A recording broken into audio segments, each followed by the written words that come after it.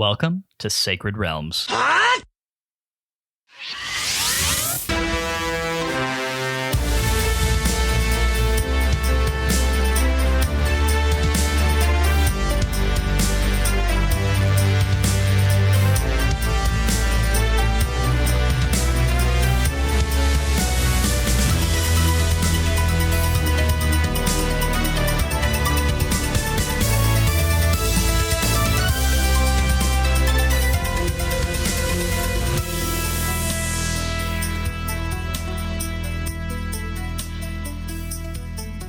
It's a great day in Hyrule, y'all. Welcome to Sacred Realms, a Zelda Retrospective Podcast. I'm your host, Lyndon Willoughby, and I'm joined, as always, by my co-host, Matt Willoughby.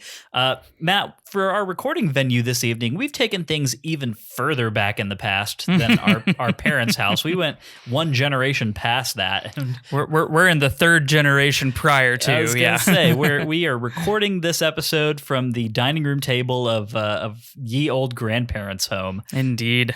Which has some nice homey Christmas vibes, I have to say. You know, it feels really good. So we're less than a week removed from the celebration of Christmas, and when we're recording this, and it's nice that it's warm and cozy, and nothing's been moved around too much. So for just a little more backstory, my fiance and I are currently living at my grandparents' old home. Our grandmother having passed away earlier this year, our grandfather's staying out with my parents. So my fiance and I have been staying here, just kind of keeping up with the house and keeping the light on. Exactly. While my parents kind of figure out what to do with it from there. So it was just, it's a good, large, empty house, more or less, besides the two of us, and Shiner, well, who was I wouldn't call it empty. I mean, it's still, Well, but there's not like 7 people roaming around sure. there would be at mom and dad's, and there's not a toddler like there would be at yours. Like, fair. Yeah, it's just me and her and our dog, he's around somewhere. He's probably under the table. Our interim pubducer for the evening. Shiner dog. Hi, Shiner. Yeah, he's a good boy. He's quiet. You won't hear him, unlike Gatsby, who yes, you will. Gatsby, who is not quiet. Not quiet at all. But yeah, we're at the dining room table of ye old grandparents' home, and it's fun. This is good. It's great. I like it. We looked at the temperatures for the North Texas area tonight and decided that a courtyard recording situation simply would not do. Yeah, 36 degrees was maybe a little bit too cold. Yeah, 36 and windy. Yeah, so we'll pass on that. Yeah. Look, I can mess with some cold weather, right? But absolutely. But that sounded piercing and uncomfortable. So, and we're getting plenty of cold weather when we go to the mountains next week, anyway. So absolutely, very excited. Very excited. Stay warm and cozy right now. But of course, we're gathered here today. Not to eulogize anybody, as it kind of sounded like I was about to do, or to perform a wedding ceremony, but to talk about the Legend of Zelda. Yeah, love is what brings us together today. Yeah, I don't know, Max. You weren't planning on like getting anyone on the mic for me to marry on this episode, were you? I am ordained, but I mean, now that I know that's an option, I'll come prepared next time. Gotcha. Cool. That sounds good. I appreciate that very much. Got to commit to the bit at this point. Max, how are you doing? Great to have you back on the show. Yeah, I'm doing great. I was just telling you all off mic that I'm 2.5 weeks into a 3-week vacation, which is lovely. Trying to cure my burnout and doing an okay job at that. And I'm kind of getting excited to get my feet back into things in a week. But yeah, had a quiet Christmas. Didn't really travel. Didn't have anyone travel to see us. It was just me and my wife. And our new kitten. I don't know if I had this kitten the last time I was recorded, but we got a new kitten. His name is Alphador. I don't think you did. Little white kitten, all white except for one gray streak in his head. He's named after Magus's kitten from Chrono Trigger, which I know is not a reference the two of you will understand, but a lot of listeners will. Alfie for short. Gotcha. Has a picture of said kitten made it into the pets channel on the Discord yet? It has. Yes. But I'll add more after this. You're not on the Discord often enough. I was gonna say, well, I am, but I definitely am not kind of browsing to see when there's new activity in every channel, right? Like I've got a few big ones that I'm kind of monitoring, and I'm pretty bad at keeping up with all others. But here, I'm gonna go over to the pet channel real quick because I do love me a kitty. I got to see what's going on here. Let's see. Oh, Luna was dog sitting. Oh, those Dalmatians are adorable. Let's see. Hey, there it is. Oh, Calcifer is such a great big sibling there. Anyway, if anyone is listening that hasn't seen it on our pet channel on the Discord, go check it out. Very cute kitten. If you're not on the Discord, go join the Discord and be able to see cute kittens. Yeah, I was gonna say you can get cute pet pics if nothing else. So many. There are a lot. That's one of the main channels that really gets a lot of action. People love their pets. It's understandable. As they should. Pets are great. So. It's that thing where like Cool. everyone likes to talk about the last dream they just had, and no one likes to hear about it. But unlike dreams, everyone wants to hear about the cats. Yes, or the puppies, or the rabbits. I actually had a good friend who had a rabbit as a pet, and that thing was really cute. All right, very nice. You and I were always like equal opportunity cat and dog people. Yeah, for sure. Like I don't consider myself a cat person or a dog person. I love them both equally. Yeah. Yep. It's only fair. Indeed. Way more cuteness to spread around. When Equal opportunity love never hurt anybody. It really didn't. And I feel like more people should remember that in a variety of ways. Well, anyway, I'm glad that you had a good Christmas, Max, and I'm just kind of curious. What have you been doing with all of your free time? Have you been catching up on that video game backlog? Have you picked up any new hobbies? What's been going on? Well, I played Minish Cap and Four Swords Adventures almost in their entirety. I have like a tiny bit left of Minish Cap. Four Swords Adventures. Never heard of it. I never once played a single moment of it in my entire life. Unfamiliar with that title. Started and played a few minutes of a bunch of games before deciding they weren't really my cup of tea. Like, man, I'm forgetting their name. Tokyo Wire, whatever. Some open world game called like Tokyo Wire or something. Played a little bit of Stray, the cat game. I played a little bit of Yakuza 0. I played a little bit of a couple other things. I kind of do a lot of browsing games like that, where I play like an hour and then I'm like, I figure I pretty much get what this whole game is about now. I'll move on. But that's how I get a lot of exposure to stuff, basically. Because you learn the most about a new game in the first hour of playing it, right? More than the second hour or the third hour. So, right. It's not like an intentional thing. I'm not like I must train in game design or boot camp by playing an hour of every game. It's just kind of like how it works out. But nothing really hooked you and inspired you to continue past that rough mark, huh? Yeah. If I hadn't been playing those other two games, I would have probably committed more to something. Probably Yakuza. Of all those I played, Yakuza was the one I was enjoying the most. Gotcha. Okay. Yeah. I mean, I was thinking about trying to maybe pick something else up in the last few weeks with a little spare time, but between pod and getting ready for Christmas, and I mean, the Christmas prep with a toddler is it's significant. It's considerable, right? So you're saying that, Lyndon, and this makes me feel slightly bad. So Baldur's Gate 3 came out on the Xbox after the Game Awards. Oh, boy. That was, 2 weeks ago? Yeah. Probably right about 2 weeks ago at this point in time. Yep. Does anyone want to guess how many hours I've put into Baldur's Gate 3 in the last 2 weeks, on top of keeping up with Minish Cap? And I'm actually slightly ahead. I'm going to estimate 20 hours. Max? I'm guessing 30 hours. 65. Nice. Oh my god. Nice. Wow. Very nice. This game has consumed me. I look, and I am keeping up with Minish Cap. I'm actually slightly ahead. One of the nice things about working for a large unnamed bank corporation is that the half week before Christmas and the week between Christmas and New Year's, there is literally nobody in the office. like we're technically open, but there is nobody. Yeah. So I have literally been, and I know I can say this safely because none of my bosses know that I run a podcast and so they don't listen, but I've been the mouse mover because I told my boss, like everyone was off and I was like, I'm happy to stay on since I'm taking the first week of January off. Like I'll just be around in case anyone needs anything. And she was like, yeah, that's totally fine. So I'm not taking vacation time, but I'm just the mouse mover this week, and it's been wonderful. So I've been doing that on top of prepping for moving out of my apartment and like doing some other things, but it's been great. Cut to a shot of Matt like on his couch in his PJs playing Baldur's Gate 3, but a foot is down, like moving the mouse on his work laptop. Have very literally done that. Yes, that is not an exaggeration. Like, yes, that has happened.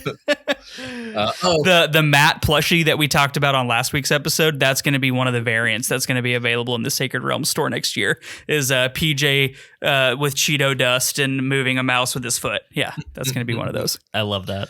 I guess the other thing I did over the vacation was I took some time to run the Sacred Realms Discord Game Awards, which just concluded. Yes, our now yearly thing, second annual. Yeah, in which we had some pretty significant upsets, especially versus some things that won in more mainstream award categories this year. What did our game of the year actually end up being? I need to go. Spider-Man 2. Spider-Man 2. Spider-Man Okay, 2 cool. ended up winning the Sacred Realms Discord Game of the Year, Which I don't think made much of a splash in any of the bigger ones, right? So. It got some awards, but it didn't win Game of the Year. It was nominated in like a ton of awards for the Game Awards, and it won none of them. But it was not a nominee for a lot, so that still counts for something. Elden Ring won our vote last year. Spider-Man 2 won this year, and we used ranked choice voting, so only one person out of like 12 voters or whatever put it as their first choice, but a ton of people put it as their second or third choice, so it kind of came out on top in the end. Notable that our Zelda-focused Discord... Well, but it was only non-Zelda games. Oh, Tears of the Kingdom wasn't. Yes. You didn't eligible pay there. attention to how Max ran this. I could didn't. not. I'm sorry. None of the categories you could nominate Zelda games. Yeah, for, Zelda because was they banned. would just sweep. That's only fair. We didn't want Tears of the Kingdom that's to only win fair. every Okay. award. Which it would have. Yeah. Well, I don't know. I mean, like I feel like our Discord chat is actually pretty positive on Tears of the Kingdom as a whole, but I've noticed somewhat of a shift in sentiment around Tears of the Kingdom within the Zelda fan community online since it released. I definitely wouldn't say that it's a situation of like universal lasting acclaim, at least based on my sampling of sentiment. I'm which planning I don't know how on- much that actually is worth, but Contrasting something I really like about Minish Cap with a similar thing I dislike about Tears of the Kingdom later on in this episode. ooh, I can't wait. Yay. That makes me excited. Makes me so excited. Okie dokie. I think that probably does us just fine for preamble, don't you think, Matt? I agree. Let's do it. We've got a fun little chunk of Minish Cap to talk about this week. The largest one so far. The largest one so far, maybe with the most to talk about. I think I have more points to bring up on this one than I have the last two, that's for sure. Let's go ahead and do Whiskey Bit real quick and then launch right into that. Whiskey Bit. Matt, it's your home tonight, so why don't you let us know what we're having for Whiskey Bit? Yeah, so we, and if you don't like Whiskey Bit, go ahead and fast forward 30 seconds or however long it takes for us to get through it. We don't care if you don't like it. We like it. So I don't believe that anyone actually dislikes Whiskey Bit. I think that is untrue. I think they're all bots, Matt. They're Okay, all bots. fair enough. Well, Whiskey Bit tonight is Weller Green Label, so it's their Weller Special Reserve. This is a fairly allocated whiskey that's kind of hard to find in Texas. It's very available elsewhere in the country, but in Texas, it's really hit or miss if you can find a liquor store that has a bottle or two. So I was able to find one close by right before the holidays, picked it up. It's just a very good, simple sipping whiskey. It's not expensive at all. I think I picked it up, MSRP's around $45 for a 1.75 liter. So it's really not bad. It's just good good, easy drinking. It's not high proof. It's about 80%. So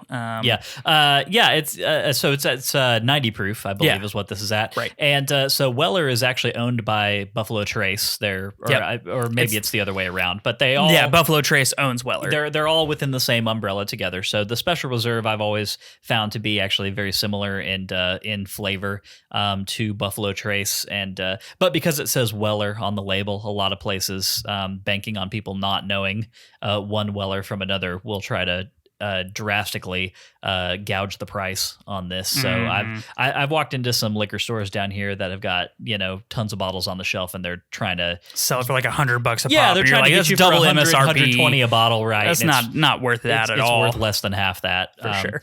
But if you can pick it up for $45 like Matt managed to, then Weller Special Reserve, it will not let you down. It's quite great. Normally, it's a more summer whiskey, but you know what? We haven't had this in a long time. So this is notable third Willoughby brothers' favorite pool sipping whiskey. Pool sipping whiskey. Yeah, Jackson Willoughby loves him some chilled Weller Special Reserve while he's floating in the pool. No doubt about that. I don't really have a pool whiskey.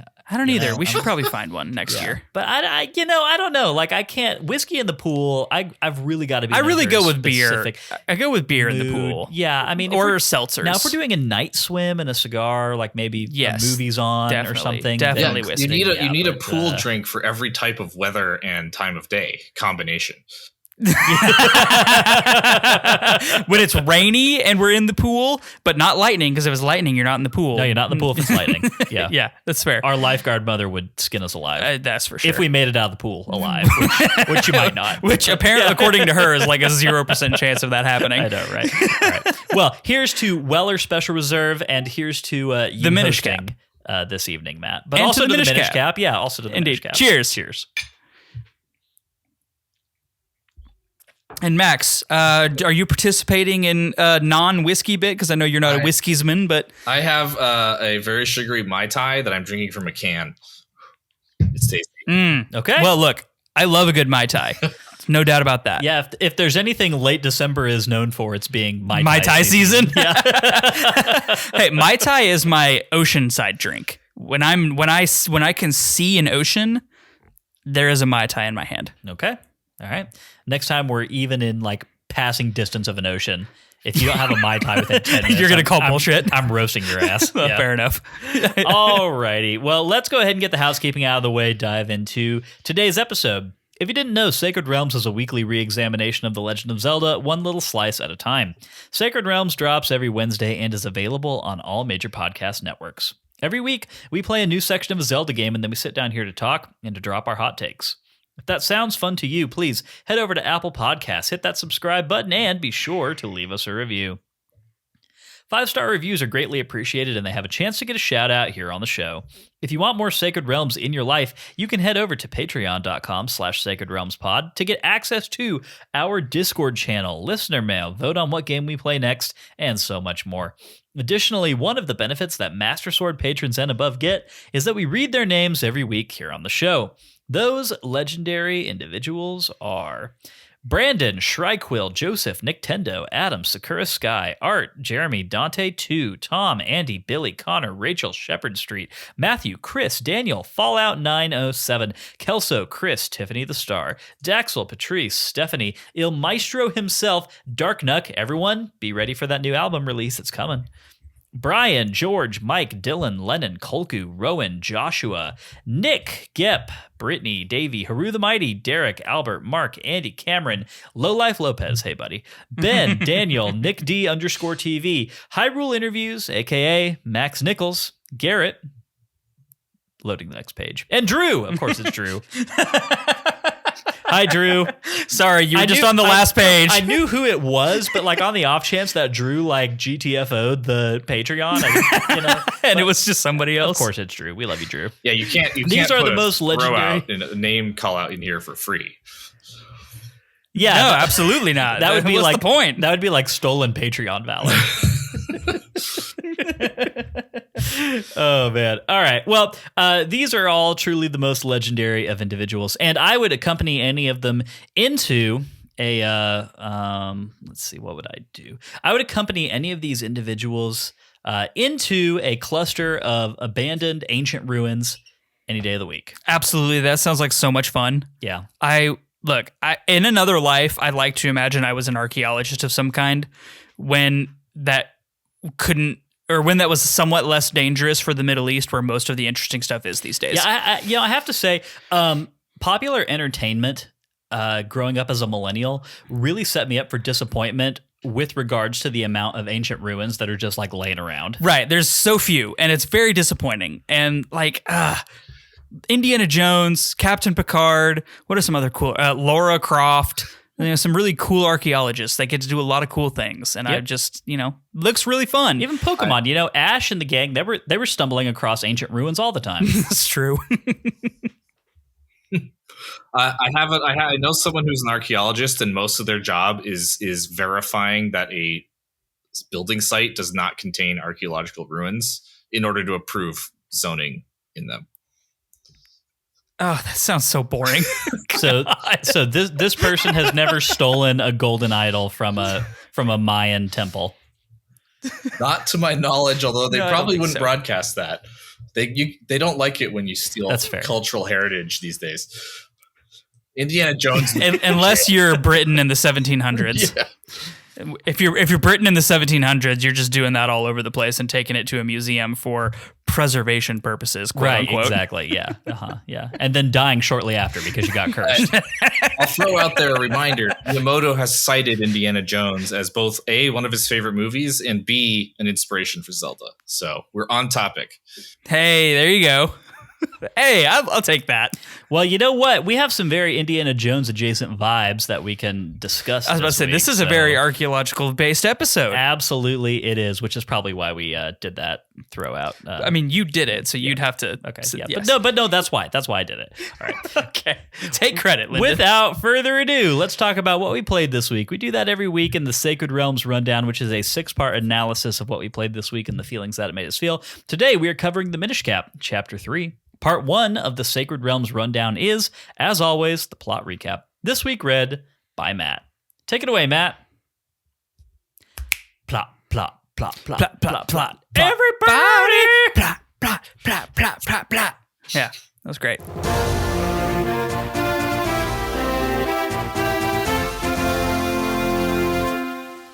We finally exit the Cave of Flames and breathe in the rarefied mountain air with gratitude. The stifling heat behind us, we head to Malari's mines to see how the smith is coming with the repairs to the Picori blade. When we arrive, the sword is on the table, glowing with a dull but pure white light. Malari tells us that the blade is sound, but that it lacks the purifying magics that can only be imbued by the elemental forces we are now collecting. He tells us to take the elements of earth and fire to the elemental sanctuary, which is an ancient, sacred place that exists between the world of the Minish and the world of humans. The door to the elemental sanctuary only opens once every 100 years and can only be seen by human children. Luckily, this year is the once per century that the sanctuary is able to be visited in person, and Malari tells us that the door can be found somewhere within Hyrule Castle. With the newly repaired, if decidedly mundane, Picori blade in hand, we head back to Hyrule Castle to see if we can track down this sanctuary. By using the Cane of Pachi and the Grip Ring, we are able to more easily retrace our steps back through the mountain and Hyrule Field, reaching Castletown fairly quickly. We decide to hang about and do some kinstone fusions, as well as use the Cane of Pachi to open up some Minish portals within the city and explore the town from a whole new perspective. The town is full of Minish, who are busy helping the local humans and cohabitating with them in unique ways. Some Minish are hanging out above the bakery, loving the smells and the treats that come from the ovens. There are Minish in the mayor's house, the coffee shop, and the shoe shop as well.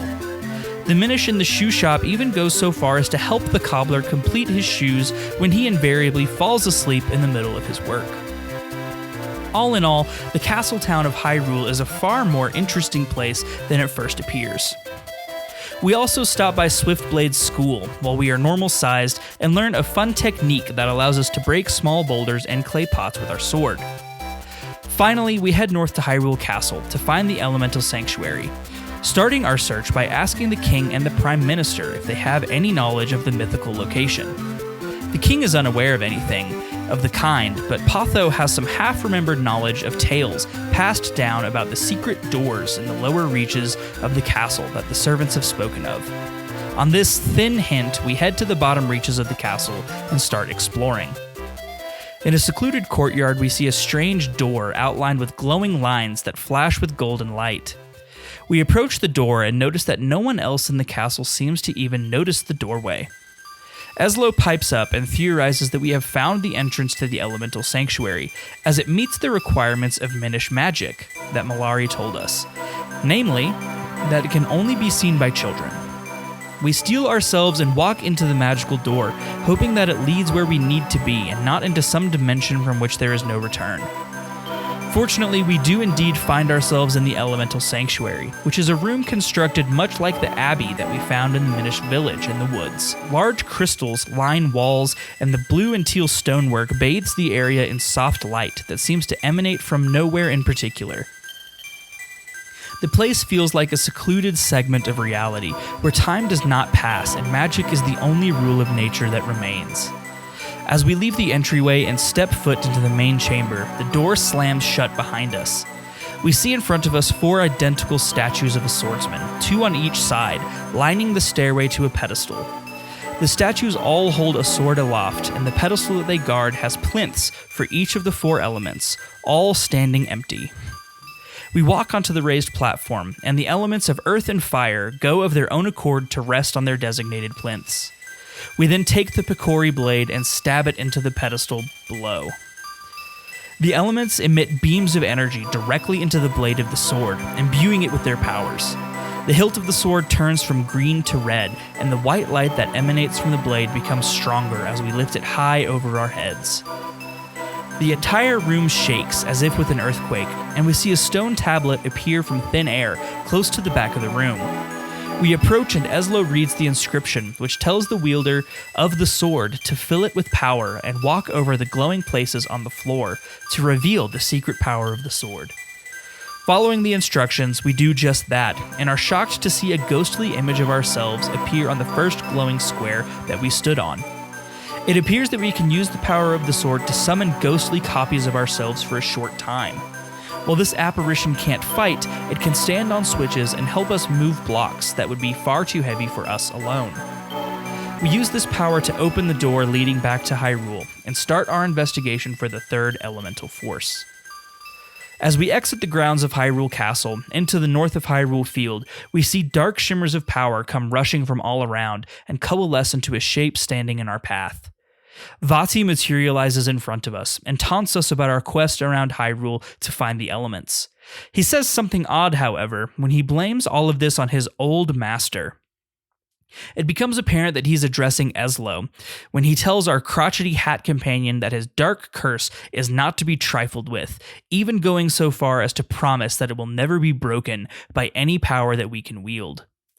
Ezlo responds with a remark about Vati's cruelty being unchanged and lamenting his creation of some cap that fueled Vati's insane desires. Vati clarifies a bit for us when he says that Ezlo's hat, which could grant the wishes of whoever put it on, was Ezlo's best creation ever, and that it allowed him to go from a meaningless nothing to the greatest sorcerer alive. He then tells us to accept this small gesture of gratitude, and he teleports quickly backwards. Ezlo encourages us to follow him as quickly as we can, so we run after him until we are suddenly ensnared by a square formation of rocks that blocks all paths forward or backward. Out of thin air, 2 moblins wielding long spears appear within the square and start to attack us ferociously. Unfortunately for these mindless minions, our more powerful sword and experience in combat allows us to make short work of these foes, and we're able to move on towards Castletown once more. Before we move on, Ezlo decides to offer an explanation for what we just witnessed. He explains that before Vati cursed him into the form he now inhabits, he was a famed craftsman and sage among the Minish. Vati was a small child when Ezlo took him on as an apprentice, but Vati quickly became enamored by the wickedness in the hearts of men. One day, Vati took the hat that Eslo had made and enchanted, which could grant the wish of anyone who wore it, and used the power of that hat to turn himself into the dark sorcerer that has plagued Hyrule. His first act with his newfound power was to turn Eslo into the living hat that we know him as now. Vati's intent is to claim the mystical light force that is the source of magic and power in the world, and augment his own sorcery with it in order to conquer all of the land. Eslo impresses on us, unnecessarily, how bad that would be if it were to happen. While it seems that there is no hope of restoring Eslo to his original form, we still need to restore the Picori Blade in order to save Princess Zelda, and hopefully stop Vati from gaining the power of the Light Force in the process. So we set off to do just that, by heading west to search for the element of air. Along the way, we are struck by a horrible feeling that something has gone awry elsewhere in the Kingdom of Hyrule. Back at the castle, Vati materializes in the throne room with the king and the statue of Princess Zelda. Before the king can cry out for help, Vati approaches him and, laughing maniacally, possesses the king's body and mind. With his newfound power as the King of Hyrule, Vati calls for all the soldiers of Hyrule to abandon their search for him, and instead search the land for the magical light force. Even though they are confused, the soldiers set about to complete their new task as best they can, with the imposter king ordering them to use any force necessary on the kingdom's inhabitants to find leads on the light force. Back in Western Hyrule, we continue our exploration of the area to find any leads of our own for the next element. We eventually stumble into a horrendous swamp that reeks of decaying vegetation and stagnant water. The sign near the entrance of the swamp says to not forget your Pegasus boots, which we've never even heard of. We take a few tentative steps into the muck and immediately begin to sink into the slime. So we extricate ourselves and head back to Castletown to find anything we can on the Pegasus boots. We go straight to the shoemaker, who for some reason falls asleep as soon as we enter the shop, knocking loose a pair of shoes from the counter onto the floor. We try to wake the man, but to no avail, so instead we shrink down to Minish size and go to talk to his Minish helpers, who we know have been finishing much of his work. They tell us that they do indeed assist the cobbler, but that he still has to put all the finishing touches on the shoes. They have been working on a pair of Pegasus boots, and all that is needed is to wake up the cobbler so that he can finish them. They suggest that we head to find the witch Syrup's hut in the north of Minish Woods to get a wakeful mushroom. They mark the spot on our map, and we head off to find the needed fungus. We have to pass through the Lon Lon Ranch in order to reach the hut, and along the way help the owners of the ranch re-enter their locked home, which allows them to finally take their stock of milk to town for sale. It's a lengthy trek to the hut, but once there, the witch has what we need, and we take hold of the colorful toadstool before making the journey back to the shoe shop. With Rem the cobbler awake once more, he finishes up the Pegasus boots for us so that we can explore the swampy region at last.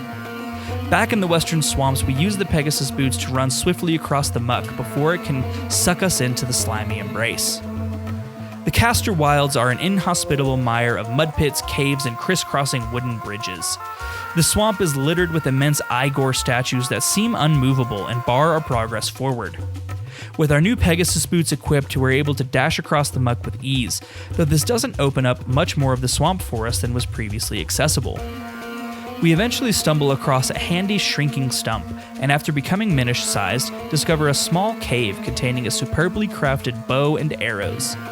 These prove invaluable for dealing with the massive Igor statues, which, once shot in the eye, come to life in a desperate effort to squash us.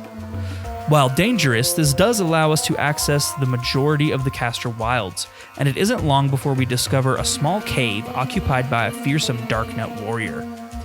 We do battle with the immense sword-wielding fiend, and after a fierce combat, the warrior is defeated, and we are awarded with a treasure chest.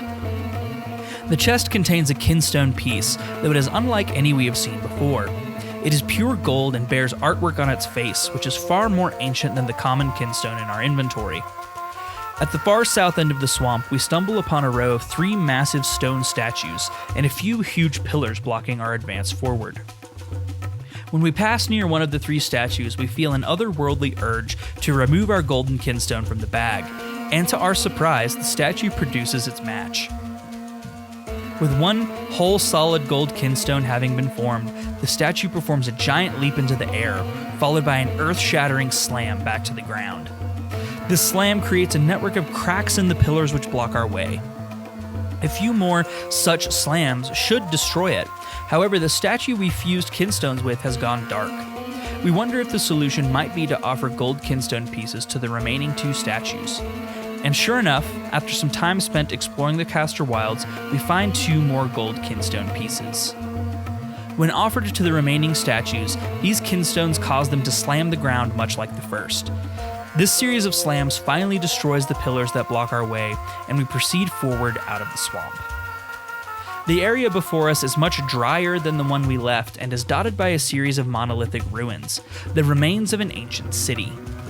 Our path through the ruins is blocked by an immobile suit of armor, and we have no idea how to move it, but we do see another shrinking stub close by, so we decide to size down to our Minish form to see if any friendly Minish can offer a hint. Sure enough, a Minish has taken up residence in a nearby grotto, and he helpfully informs us that the suits of armor were created for humans by the Minish, and they have a handy on-off switch deep inside their inner workings, which is only accessible to someone of our current size. We notice that the front of the suit of armor's shield has a row of ridges which could be used like a ladder, and climbing up it, we come to the inside of the suit of armor and find that there is indeed a switch that we can use to activate the armor. Once we regrow to our normal size, the statue moves when touched. Although it does attack us, we are able to defeat it and clear the path forward into the ruins.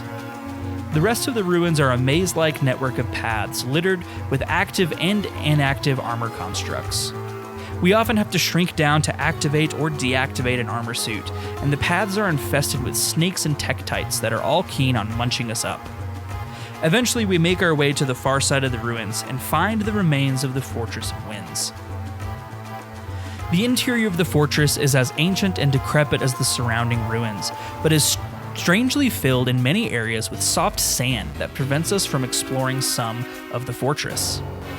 We begin our exploration at once, eager to leave the ruins behind, as there is a sense of deep unease surrounding the decrepit stone, like that of a crypt.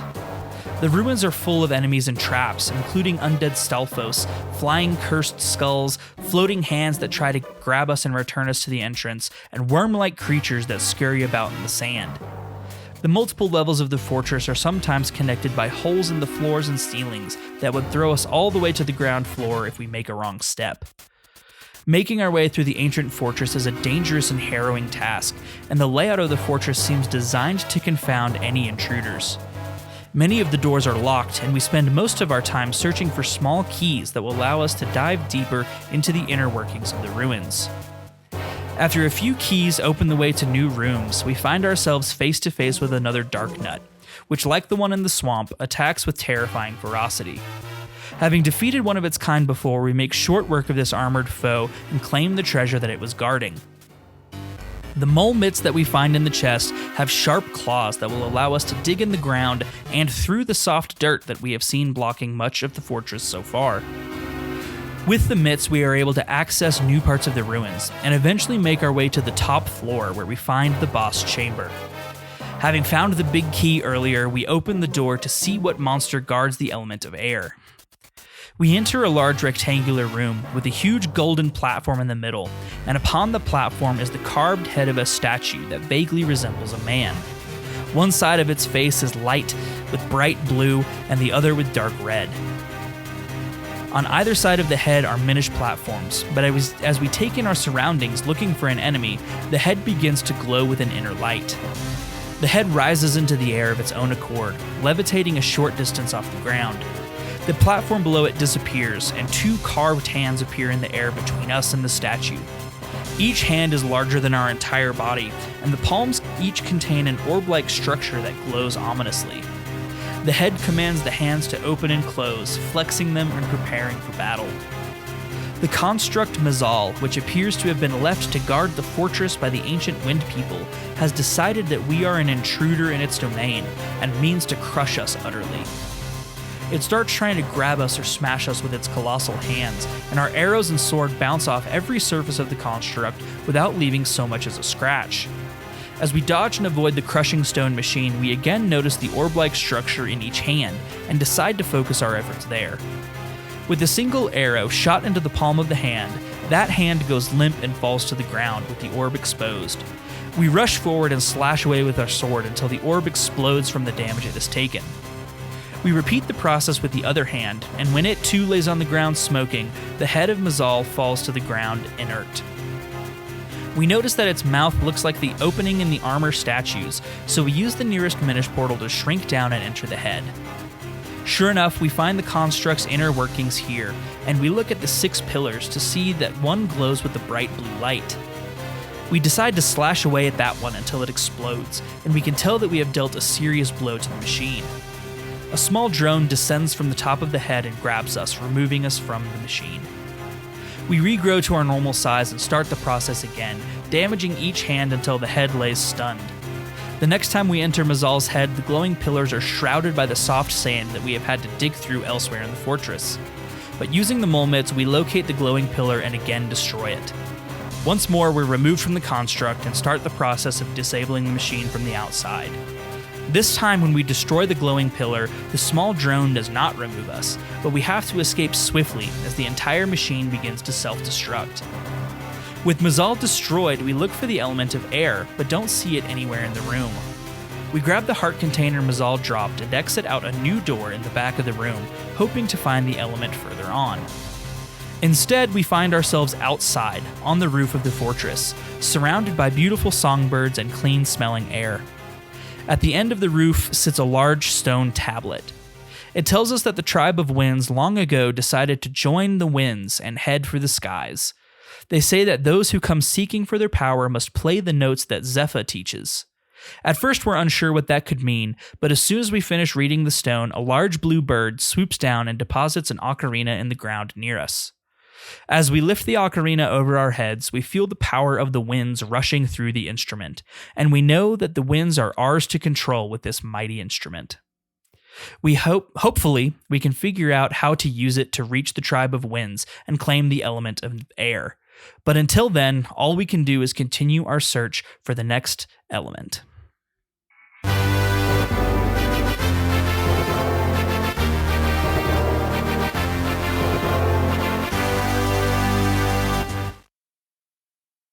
Well done, as always, Matt. Thank you, Lyndon. The musical impromptu there was fantastic. But nobody will ever hear it. You kept my musical impromptu in there. All right, I'll leave it in. Jeez. You like to embarrass me and then cut out your own embarrassing moments more often than not. Just to make you feel better. All right. Thank you. I appreciate it. I'll leave it in. This is all for you. Thank you. All right. Let's get into part 2, which is our takes, where we talk about this section of the game and how it made us feel. All right. Let's discuss everything that happens post Mount Crenel leading up to entering the Fortress of Winds. Actually, you know what? Before we do that, we have a little bit of upfront business to take care of with our guest of the evening, Max. Given that this is his first appearance on the show this season, Max, let's do that whole thing where we discuss your history with this game, where it kind of lives in your ranking, how you feel about it generally going into this playthrough, all of that fun stuff. Yeah. So, okay, this is the first time I've replayed the Minish Cap. I played it the month it came out, whatever, like 19 years ago. And I haven't played it since. So this has been a fun delve into memory lane for me, replaying this for the pod. This game released about a month ahead in Europe, a month before it did in America, North America, I should say. And I didn't want to wait an extra month. I was a moderator of a Zelda forum, and I didn't want a month of dodging spoilers. So I imported it. I pre-ordered an import copy, got it 5 days after its launch date or something from England. And then so I played it in the English version, which apparently has a bunch of bugs compared to the North American version. I don't recall hitting any of them, luckily. I was like 16 or something. And this was 2004. So it was after the Wind Waker, a couple of years before Twilight Princess. It's a game that I appreciated and I liked it at the time. And it didn't really make a big impression beyond that. like it kind of does this Link Between Worlds thing where it's like it's executed really, really well on most axes, and it's like a really solid Zelda game, and I would recommend it to anyone. And I don't know that I think it's like changing the course of people's lives so much, compared to games like Link's Awakening and Ocarina of Time and Breath of the Wild. But it's good. It's a good game.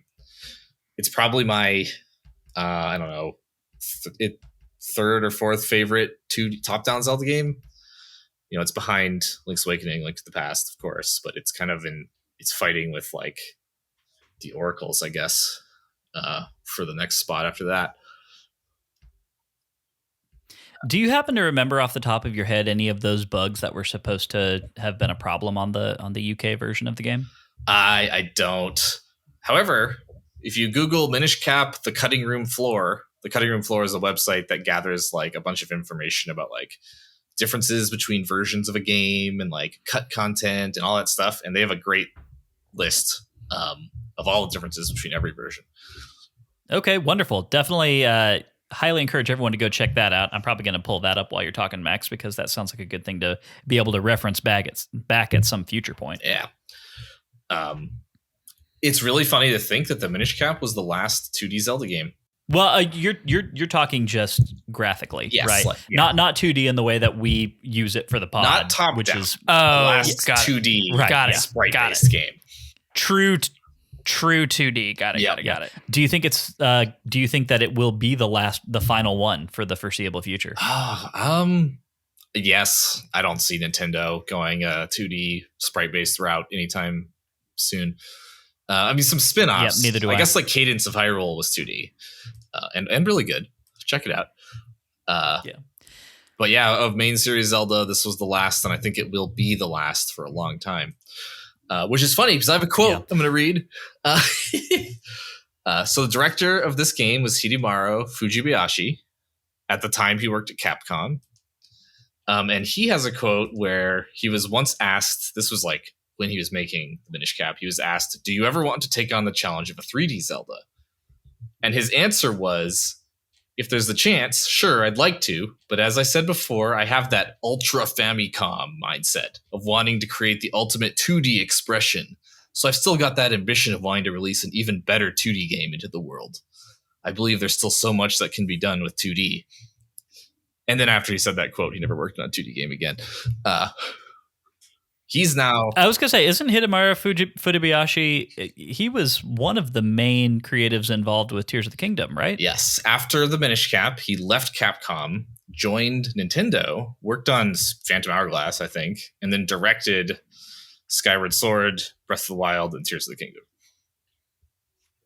So he made that... Well, no one's ever heard of that. He made that jump from Capcom to do those... He literally never made another 2D Zelda game again. Instead, he went forward and made some of the biggest and boldest 3D Zelda games ever made. Mm-hmm. So, okay, cool. Yeah. But very glad that he did so, because I feel like somebody at that level, like what was his title on those? I mean, he was the director. Every Zelda game he's worked on, he was the director of, except for Phantom Hourglass. Okay. So he was the director of the Oracles, Minish Cap, and then those 3 titles I mentioned. Well, I love all 3 of those games exactly the way that they are. So going to go ahead and say that I don't want to imagine a world where he didn't move on to work on those. I'm sure they still would have been great. But like I said, I like them the way that they are. But still a really interesting piece of history. And yeah, I think I agree with you, Max. I don't really see Nintendo ever going back to the 2D pixel art style for any of their first party games again, which is kind of a shame because I do think that a studio with their resources and well of artistic talent could do something pretty great with that. But I think that they might see that as being the province of indie developers and that kind of thing nowadays. Yeah, I feel like the look and feel Nintendo has lost a lot of its 2D expertise, right? Nintendo generally doesn't do in-house 2D ever anymore. Even at the time of the Minish Cap, there's quotes from Aonuma where he basically says, like, yeah, Nintendo wouldn't have been able to make this game that looks like this. This is all because Capcom is better 2D artists than us. I have that quote written down verbatim somewhere, but like that's basically the gist of it. Capcom has had really incredible 2D artists kind of all throughout the 90s and into the early aughts. Yeah. Which, it's really not the end of the world. I think I was feeling pretty bleak about the future of top-down Zelda games and side-scrolling Mario games in the A Link Between Worlds and the new Super Mario Brothers U, like in that era of game. I felt like those the Mario series and the Zelda series were both kind of devolving into a pretty mediocre place visually, but the art direction and the aesthetic of Super Mario Wonder that came out just a few months ago, I think is actually pretty spectacular. Yeah. And so it's given me a new hope for what is possible going forward for that older style of Mario and Zelda game. So it surprises me to say this. I mean, it doesn't surprise me, but it may surprise listeners to hear me say that. I really hope that Nintendo eventually comes back around to a top-down, true 2D style of Zelda game. And whether that's via, loaning it out to Capcom or not, like being in the midst of playing Minish Cap, there's something that is unique and special about this style of Zelda game that 3D just doesn't capture. And I'm having a hard time quantifying that and putting it into words at this point in time where we're at in Minish Cap, but I can feel it, and I'm trying to suss it out as we continue through the game to put it into words better as we go throughout the season. But like, I think it would be a real shame if we never got another top-down true 2D Zelda game. I'm worried that the answer to what you're talking about, Matt, is literally just that people of our age have nostalgia for things that look that way. Yeah. And that's not a factor that can be relied on going forward. Like I would say to sell games. Yeah. I would say that that's probably already like phasing its way out of the of the player base to a certain extent. Yeah, I don't think it's just nostalgia. Like there are visual qualities that you can get with actual 2D that are different and valuable.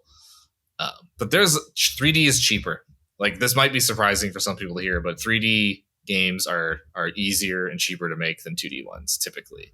Like if you want to be that's high fidelity, shocking. Like and like cutting edge looking,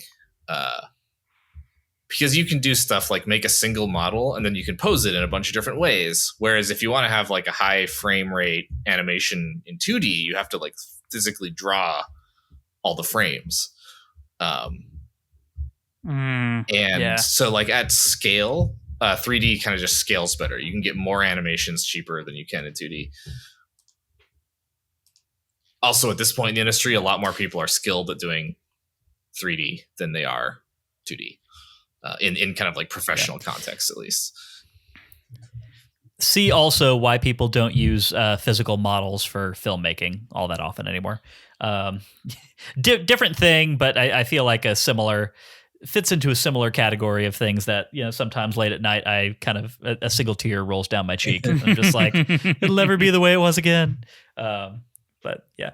So Max, all that is to say, so you said Minish Cap when it came out didn't, something that you really liked, didn't alter the course of your life in the way that like a Link's Awakening or a Link to the Past might have. With all that being said, is it accurate to say that Minish Cap, prior to this current playthrough at least, was living somewhere in the upper middle of your overall ranking? Yeah, pretty much. It starts to become very apples to oranges when you're comparing it to like 3D games. So I'm not sure where I would put it next to like Twilight Princess or whatever. I like it more in Skyward Sword. And it's definitely up there on the Matt front.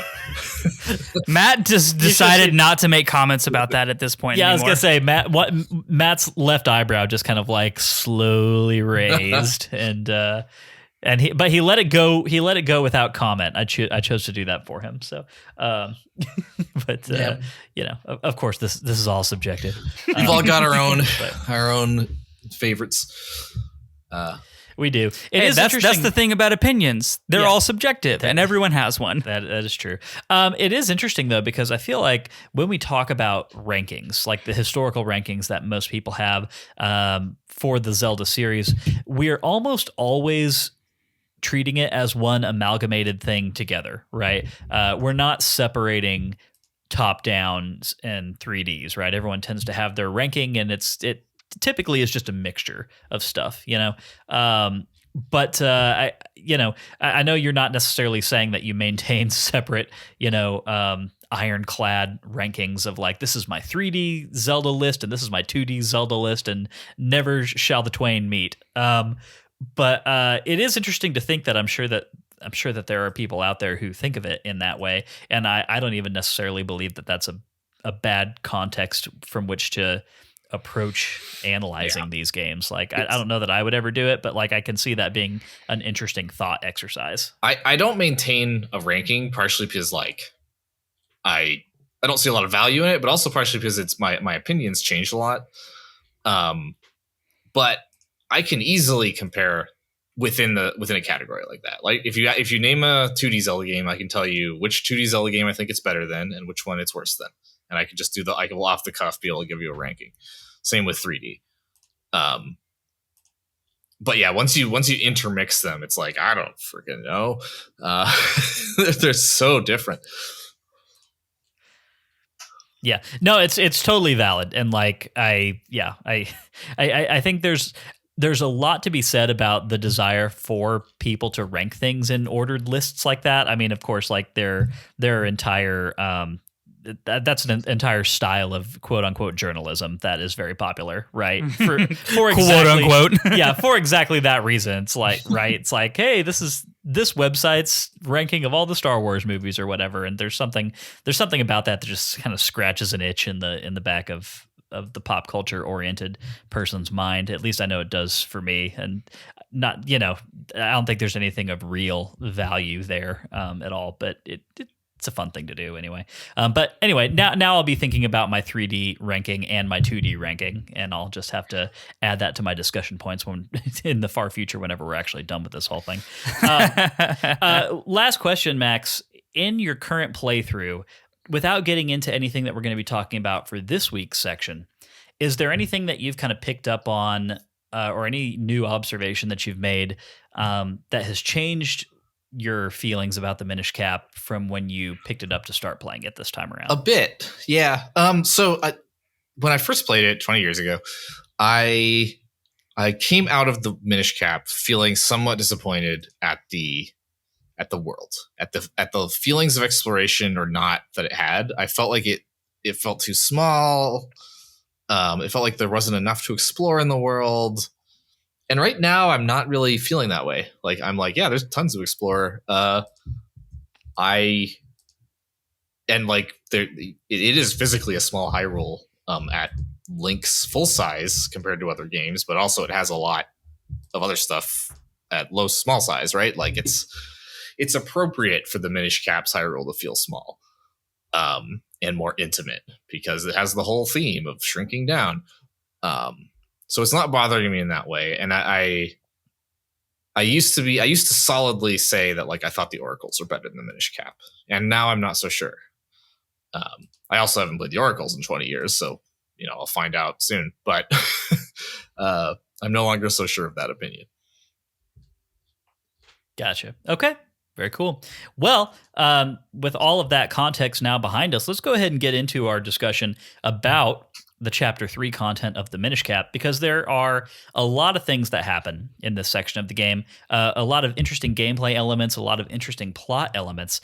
Let's go ahead and just start off with the plot, where we pick it up from the end of the Mount Cornell section. We pick up the Picori blade from Malari, right? Now I've got Malari and Ballari mixed up. And, yeah, for okay. sure. Yeah, so we pick up the Picori blade from Malari. It's green now. It is. Yeah, green sword. It's green. Yes, when we pick it up. Yeah, it stays green for exactly 5 minutes because Malari lets us know that now that the sword has been reforged, the primary concern is going to be infusing it with the elements that we've been collecting first from Deepwood Shrine and then from the Crenell Mines or from the Cave of Flames.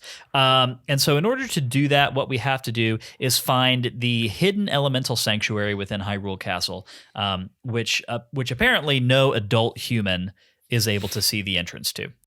No adult human can see this doorway. I have a question for you before you keep going on with the plot summary. Yeah. Did you kinstone fuse with the king when you got in there? Yes, I did. I'm sorry. I had to stop you there because it was such a ridiculous thing that happened during the playthrough that I laughed out loud, and my fiance looked at me like I was psychotic. Well, it's just so funny. Like, I don't remember what the exact dialogue is, but in this, something about this particular interaction, like it's kind of goofy whenever you just break down in the middle of what you're doing to be like, will you fuse kinstones with me? Right. But here we are in the middle of this very grave situation, right? The statue of his like daughter is standing in the right next to him. Right. And basically we're just like, hey, so you want to trade pogs? Yeah, it's like trading Pokemon nuts, at a dude. funeral. Right. Exactly. No, I did. I thought that was a hysterical moment as well. But anyway, so yeah, King Daltus, by the way, Daltus is his first name. We don't get like a long surname after that. It's not like King Daltus Bosphorus Hyrule. King Daltus Bro Hansen Hyrule. Or Bro Hansen. Yeah. Or anything. But anyway, so the king has never heard of the elemental sanctuary, but his the prime minister has. I got my headphone cable literally wrapped around one of my, like, I AT-AT'd myself somehow over here. I don't know how I did it. That's funny. Okay, there we go. I'm good. So the prime minister has heard tell of an ancient fable, I guess, that says that possibly something like this might be located in the castle courtyard. I just want to say, I found this whole section to be actually really fun and interesting. I think there's something hysterical about this giant door leading into this giant chamber being like built into the castle, and nobody can see it except for children and the Minish. What were to happen if you were to, like, even though you can't see it, like walk through the door is what I want to know. Yeah. No, it's a weird concept for sure. It's a weird concept. Yeah. But anyway, I thought that. Yeah, exactly. I thought this was fun though. This is kind of like a Temple of Time adjacent feeling space. But most importantly, it introduces us to one of the main mechanics of this entire game, which I have been itching to talk to you about, Max, and I'm really glad that you're on this week to chat about it. And that, of course, is the mechanic where by upgrading the Picori blade, you are able to split yourself off into identical copies of yourself that move in step with you. And then, of course, you can use that to solve a variety of puzzles. This first upgrade grants you the ability to split yourself one single time. And I love this. This was the thing that I remembered liking the most about puzzle solving in the Minish Cap. And I kind of remembered unlocking a portion of this ability earlier in the game than where it actually ended up at. But regardless, I think it's awesome and leads to some great puzzle solving elements. One or two training ones we're introduced to here. Curious to hear your take on this whole system, Max. Yeah, I think it's effective in a bunch of ways. Like at the core, the sort of puzzles that they can make with this are like, it's almost like Tetris, right? Like you need to envision a shape and how it can move through space and how it will or won't be blocked by things. And then it's all just kind of spatial reasoning puzzles like that. And I don't think the puzzles themselves are particularly compelling in a vacuum, but I think it's really cool how when you beat dungeons in this game, you upgrade this ability, right? Like, not only are you getting dungeon items and things like houses and whatnot are unlocking in the Tyrol town. So like every time you beat a dungeon, things are moving forward in the world and your access to the world is increasing. But in addition, you're getting this kind of central mechanic that gets upgraded. It'd be like, I don't know, what's a central mechanic in another Zelda game? Like, if somehow there was an upgrade to the building action in Tears of the Kingdom every time you beat a dungeon. Like you unlocked a different ability with Master Hand, where you could not only Ultra fuse, Hand. Ultra Master Hand. Yeah. I do that a lot Every time. Yeah, every time you unlock like the ability to fuse metal with wood or something like that. Yeah, like exactly. You increase its utility. Sure. And so Minish Cap overall, I feel like is a game that has just really effective sense of the world opening up over time, more so than most other Zelda games. You were comparing it last week to Link's Awakening, Lyndon, which I think is pretty accurate. Because Link's Awakening is the most Metroidvania-ish overworld in the series, I would say, where your progress forward is blocked frequently, and the way you unlock it is to get items, typically. And this game has a lot of that blocking, and they have a lot of different mechanics that unblock it. So it's the most similar, like, to being a Metroidvania and to being Link's Awakening of like all the other top downs. Yeah. And, I think I alluded to this a little bit last week about how, especially in regards to the way that Hyrule Castle Town becomes more available to you as you beat dungeons. I think I alluded to that being something that was just a little frustrating to me in the early game, right? Because it inherently leads to a situation where if you want to do a whole lot of exploring in that area before you've beaten the first or second dungeon, you're going to be immediately frustrated, right? Because you realize pretty soon that only like maybe 15 or 20% of the town is available for you to like walk in and visit these buildings and whatnot. But now that it is starting to unfold, and now that you're starting to see the way that all of these things are organized and get a feel for like, oh yes, this is a progressing narrative, and the state of Hyrule Castle Town, in addition to some other things, are just unfolding along a set schedule that coincides with the narrative, the main narrative of the game. I'm actually appreciating that a lot this week. I'm finding a lot of value there, and I think there's some fun evolutions of the world overall as the story is progressing. Yeah, I wasn't a huge fan either. I think that it's probably for the best that they're gatekeeping some of that, because I spent probably over 2 to 2.5 hours of the game this week wandering around Hyrule, doing kinstones, finding the kinstone things that they populate, trying to go into each and every door, like trying to figure out various puzzles. So like, I think that if they didn't gatekeep some of these things, then I could literally spend 5+ hours hanging out just in Hyrule Castle Town, which is insane because that's longer than I spend in any main hub town outside of Clock Town, maybe. Like, it's really impressive what they're able to do. So I imagine. Sorry, I'm interjecting here, but like, imagine if they didn't have all these gating mechanics, right? Like, just the whole town, the whole world was available at the start. Someone like me, I would just do all the side quest content up front, and then I'd have no more for the rest of the game, and that would suck because I like the side quest content. But also, right. How do you think it would change the feeling of like getting new items? I think that this is kind of a little bit of a cheat, right? It artificially injects excitement into an event where you're getting a new item, right? Because as soon as you get that new item, you're immediately thinking like, what keys does this unlock in the world for me, right? And so there's a lot of built-in excitement that comes along with that isn't necessarily related to how fun is it actually just to use this item, or how useful is this item in general gameplay just outside of getting me to new areas of the map. But I don't know. The thing is, I say it's a little bit of a cheat, and I don't mean that in a negative way necessarily. For me, much like you, Max, where Link's Awakening was such a big part of my childhood and such a big part of my introduction to this whole series, I don't know.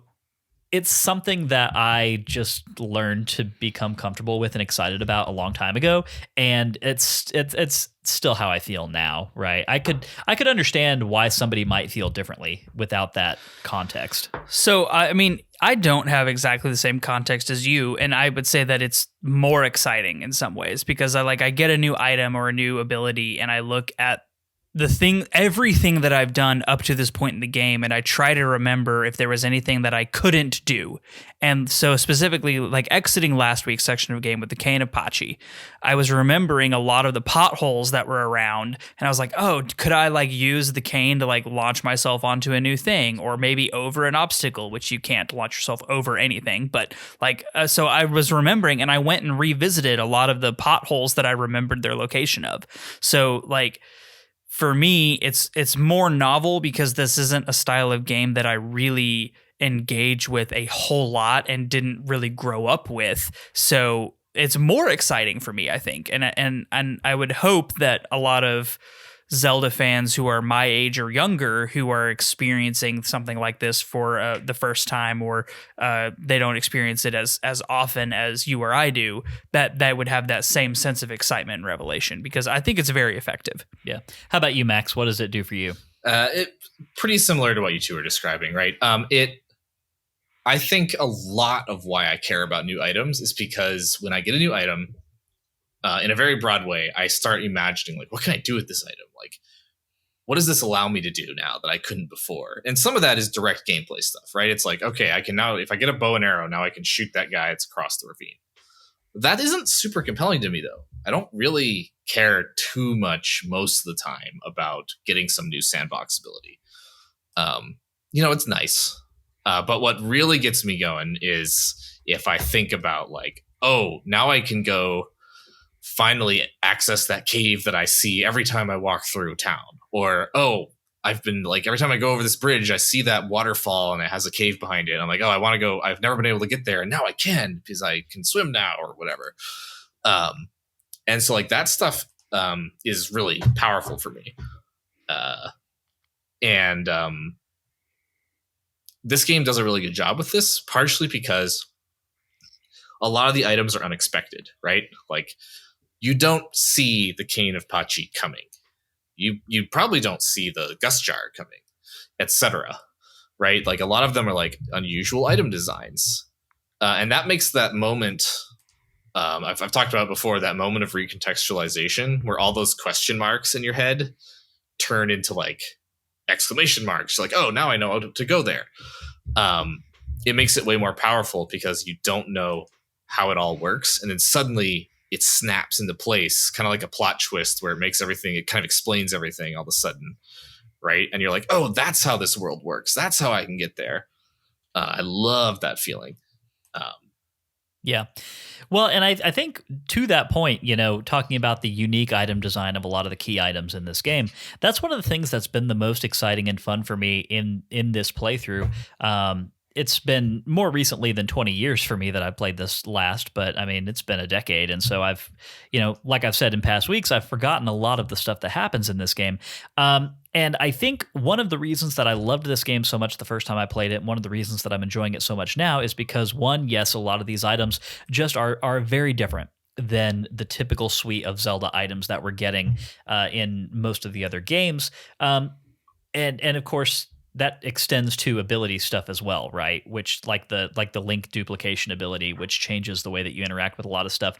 And now you have context for these glowing tiles that are on the ground that you've seen scattered all over the place. You that unlocks something in your mind, and you now know to go back to some places that you've seen those previous to now, because you know what you're able to do with it. And it all feels so novel for the Zelda series, which is, I think, the most exciting thing to me. Like, Minish Cap's great triumph so far, in my mind. And this really kind of comes to a bit of an early crescendo once you gain access, once you infuse the Bakori blade with the elements and you can duplicate yourself.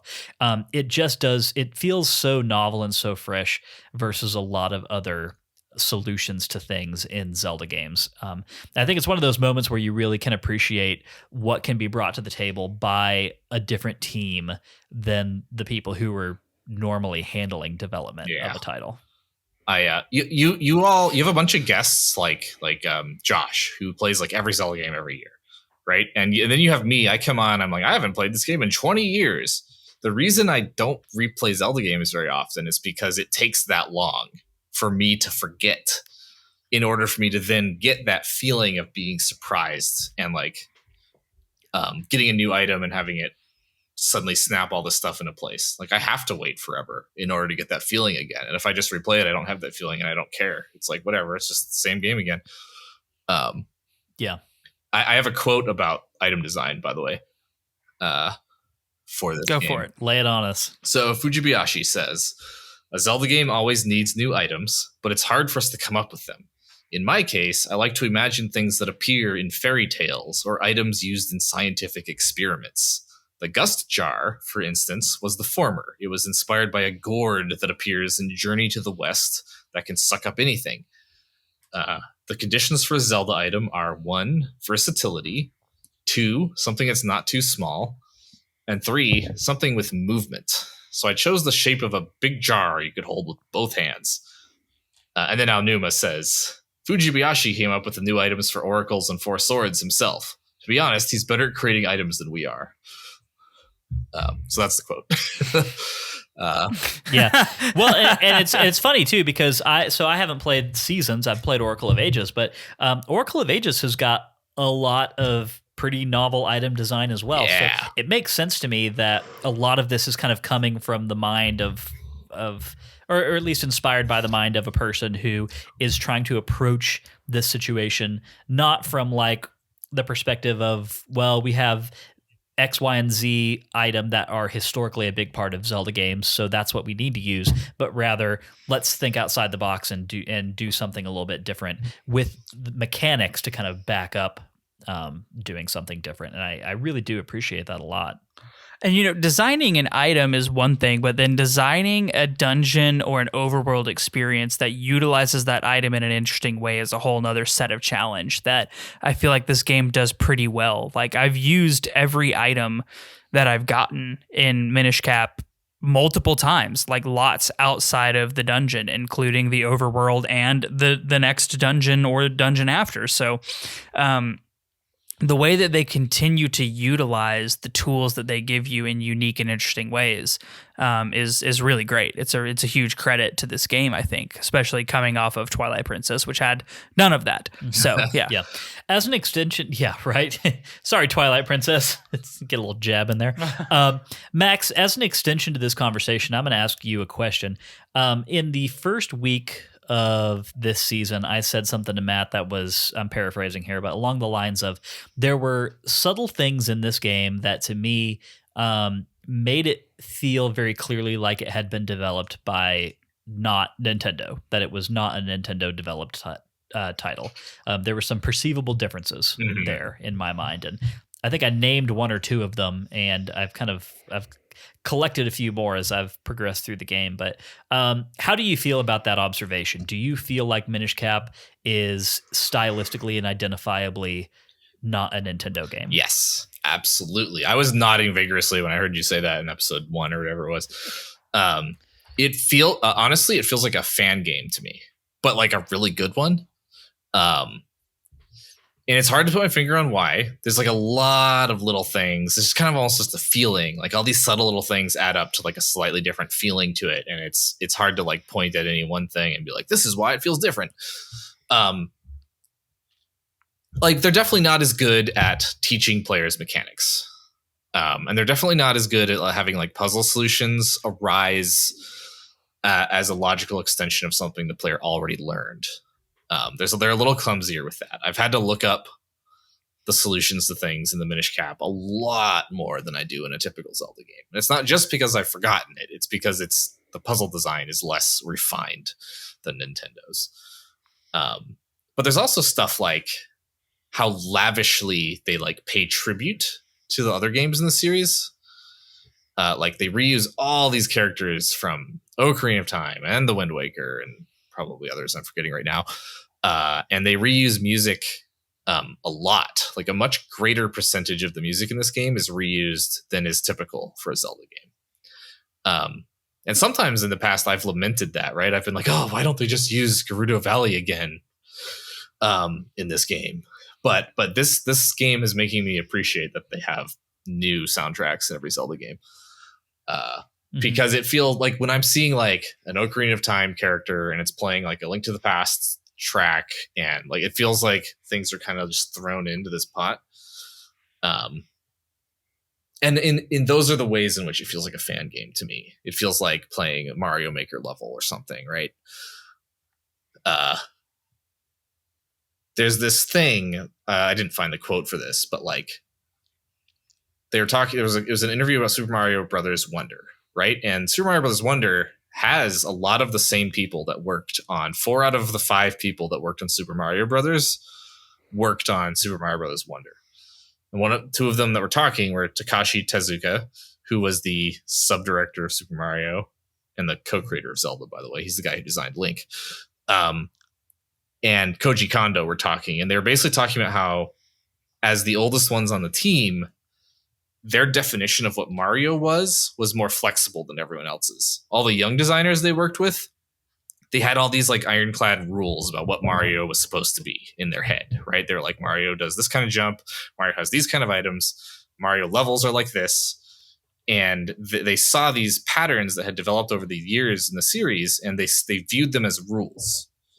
But the two guys who'd worked on the first game, they didn't see them as rules. They saw them as decisions that they had made 35 years ago, but they knew why they'd made those decisions, and they were able to see why they might choose a different decision now. They didn't view them as ironclad in the same way. And I think that kind of dynamic is writ large on the Minish Cap, where the whole team is made up of people who see nothing but like pretty harsh rules about what Zelda's supposed to be. Because they don't have anyone who worked on early Zelda games on their team. Yeah, so they have exclusively an outsider's perspective on the whole thing. Yeah, but like a very talented outsider's perspective. Yeah, absolutely. Yeah. Okay. Cool. Glad we could catch up on that, because I was very curious to hear your thoughts about it. And Matt, have you kind of had that same feeling and sense as you've gone further into the game? Like, is that something that you picked up on as well?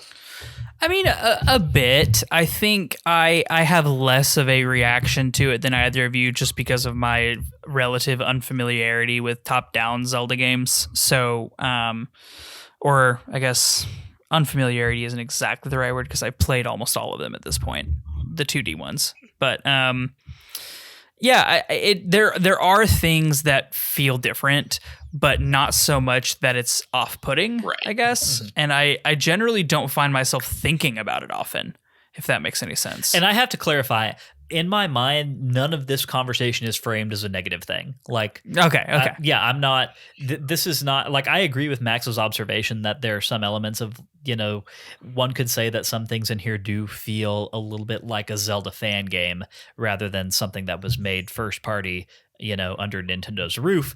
But to me, that's not an indictment, really. It just is. Like, it's an observation absent judgment, I guess, if that makes sense. Like some positive things. Okay. Like, Nintendo would have just made this another Ganon game, right? Capcom, every game Capcom made introduced an awesome new villain. Each Oracle had its own villain. This game has its own villain. Four Swords, which Capcom made, had its own villain.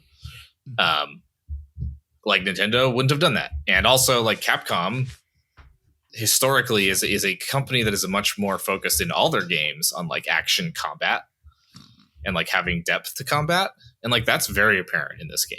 Like, this has the most in-depth combat, I would say, of any 2D Zelda game, until maybe like Between Worlds, like 20 years later. Right? Yeah. So like there's definitely these things that are like really big strengths of the game that are because it's a different company making it. Yeah, absolutely. Okay, let's go ahead and move on and talk about some more general thoughts about this section of the game, because there's a lot of world that we kind of cover here. Matt, I'm going to throw it over to you first and just ask you, how did you feel about after we infuse the elements into the Picori sword, everything that kind of happens between there and actually getting to the dungeon? How'd you feel about it? Yeah, I thought it was really good. This was one section that was like really lengthy for me. I mentioned I spent at least an hour and a half just in and around Hyrule Castletown and the various environs around it. I think this is some of the most intentional exploration I've done in a top-down 2D Zelda game in a very long time.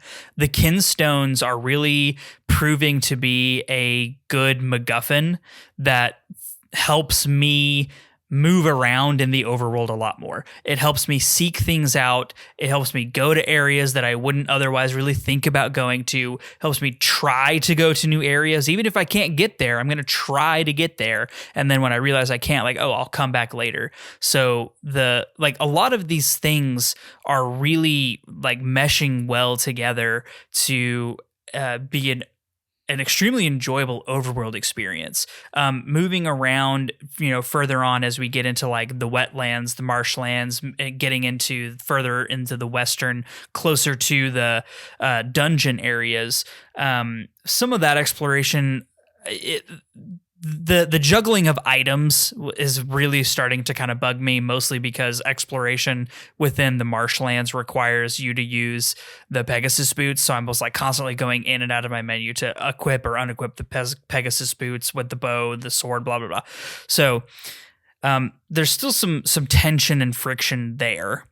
But overall, I think this is a really good section of game. You explore a very large chunk of Hyrule. You completely fill in the rest of the western section of the map. So now you have 2 completely filled in rows of your map, with only the third, the far eastern row is the only one that's not completely filled in. And it's meaningful, it's exciting, it's fun. There's lots of things to discover and do, and multiple paths you can take to get where you need to go. So I think it's very, very good. It's so funny because I knew the title of this week's dungeon was the Fortress of Winds, and I recall there being a sky section of this game. And I also know that there's a later dungeon that has a very similar name to this one. But I was so confused because I couldn't remember off the top of my head what the biome was, basically, that we were going to be spending most of our time in. It doesn't sound like it would be swamp. No, yeah. Well, and it's so funny because I completely forgot there was even a swamp area of this overworld, because it's not something that Hyrule really has ever, honestly. And it's another way that this version of Hyrule feels noticeably different than other top-down and even 3D incarnations of mainline Hyrule, right? Not only is it a large swamp area, but it's got a name that's completely unfamiliar to people who have played Zelda games, right? Castor Wilds. That's not a place. It's not a named place that people would be familiar with from any other Zelda title. So in that way, it does feel immediately different. But I thought it was so interesting spending time here because it has such a distinctive feel, right? That comes down a lot to the color choices, the environment design, the music, which has got a very archaeological kind of. It's got a what's that archaeology board in Mario Party 2? No idea. You're talking about the board that you play on. Yeah. I thought you were talking about like board of directors. Yeah, there's an archaeology one where you're all you're wearing khaki and I think there's pyramids or something. I don't know. I remember. I know what you're talking about. It's definitely like Zelda by way of Egypt soundtrack sort of stuff happening here. But anyway, like it's a very distinctive area, and I really enjoyed kind of exploring it. The whole quest line that gets you the Pegasus boots I thought was pretty funny, because one, it naturally funnels you back to Hyrule Castletown, right? And gives you, if you're not in too much of a rush, lots of opportunities to do exploring there, and you can lose a lot of time to that, and we'll talk about that later in Bloopy Trails, but. For one, needing the Pegasus boots to run over water, I thought was very interesting because that's a use case for that item that we haven't seen in a Zelda game before, that's totally right? unique. Yeah. But the whole plot line where you have to get the Pegasus boots from the shoemaker, this character is hilarious to me, right? The guy who like falls asleep all the time and thinks that he, I guess, makes shoes in his sleep, but in reality it's just the Minish who live and work in his shop. It's the dream. Hilarious. Yeah, exactly. Right. Like I'm just gonna take a nap, and when I wake up, all of my work will be done, and also their masterpieces. Yeah. Yes, please. That'd be great. I got stuck on that step for a long time.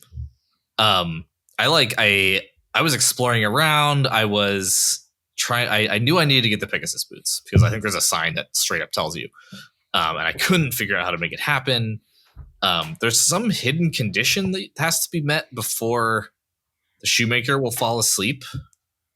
And let you actually go up there and meet the Minish. And there's another. You have to try to go into the swamp without the Pegasus boots, and it will tell you that you need Pegasus boots. Then you have to come back to the. I can see that being something that actually trips a lot of people up because for me, for instance, I've played enough Zelda games to know that like when I get up to an obstacle like that, if I don't have an item already that I know will solve it for me, I will just turn around and go look for that thing without even attempting and failing to do it first, right? So this to me actually seems like kind of a clumsy mechanic where you have to fail at getting across the water before you even have the option. That same condition causes Milan to get out of the way and let you into the house at Lon Lon Ranch. And I had explored both of those before I went to the swamp. I tried to get into the foot place, shoe place rather.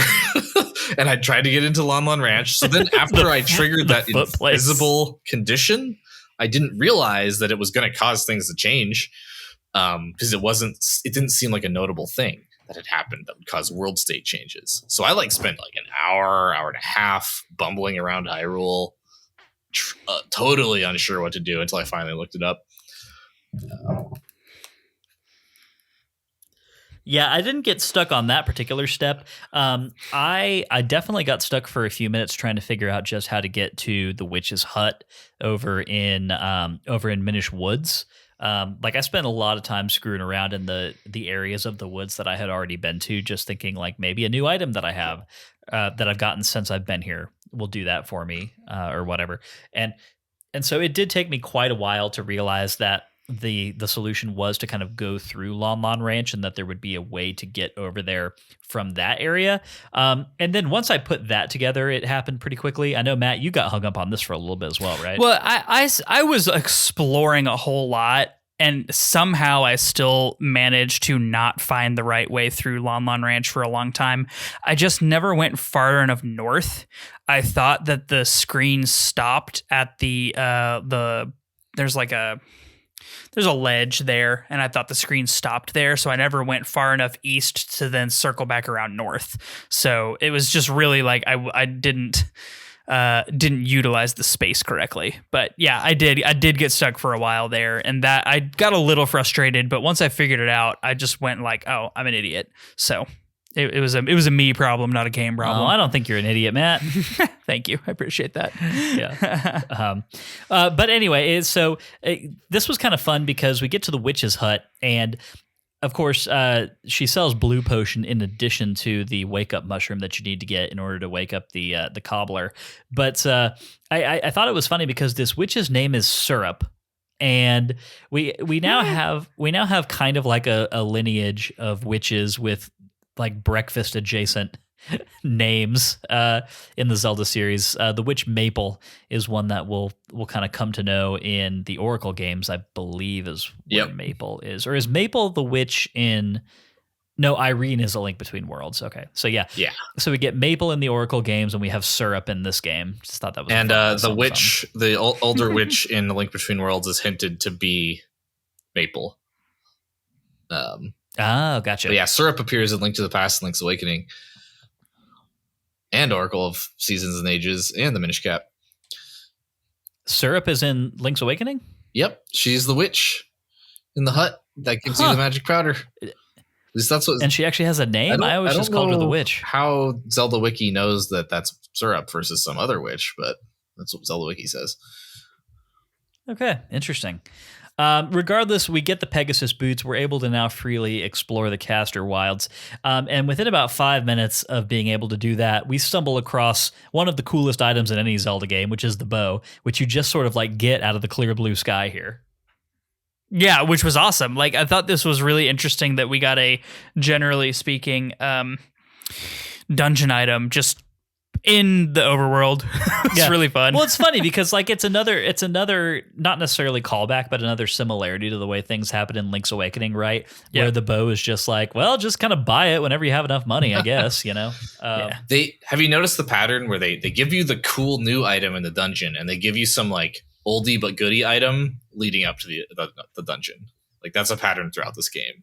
Is like having fewer dungeons allows them to give you items in the between dungeon times. Right. Bombs, Pegasus boots, bow, boomerang, all of those things. Yep. Yeah. Did you guys buy the boomerang this time? I didn't. I had enough money too, and then I decided not to just because I remember what Cody said last week about it being completely useless because you get given a better one later. And I'm not sure if it is hyper useful for anything. I should probably look it up and be like, is the boomerang in Minish Cap good? There is a very good thing that it does that no other item can do. So you'll be glad to have it. Good to know.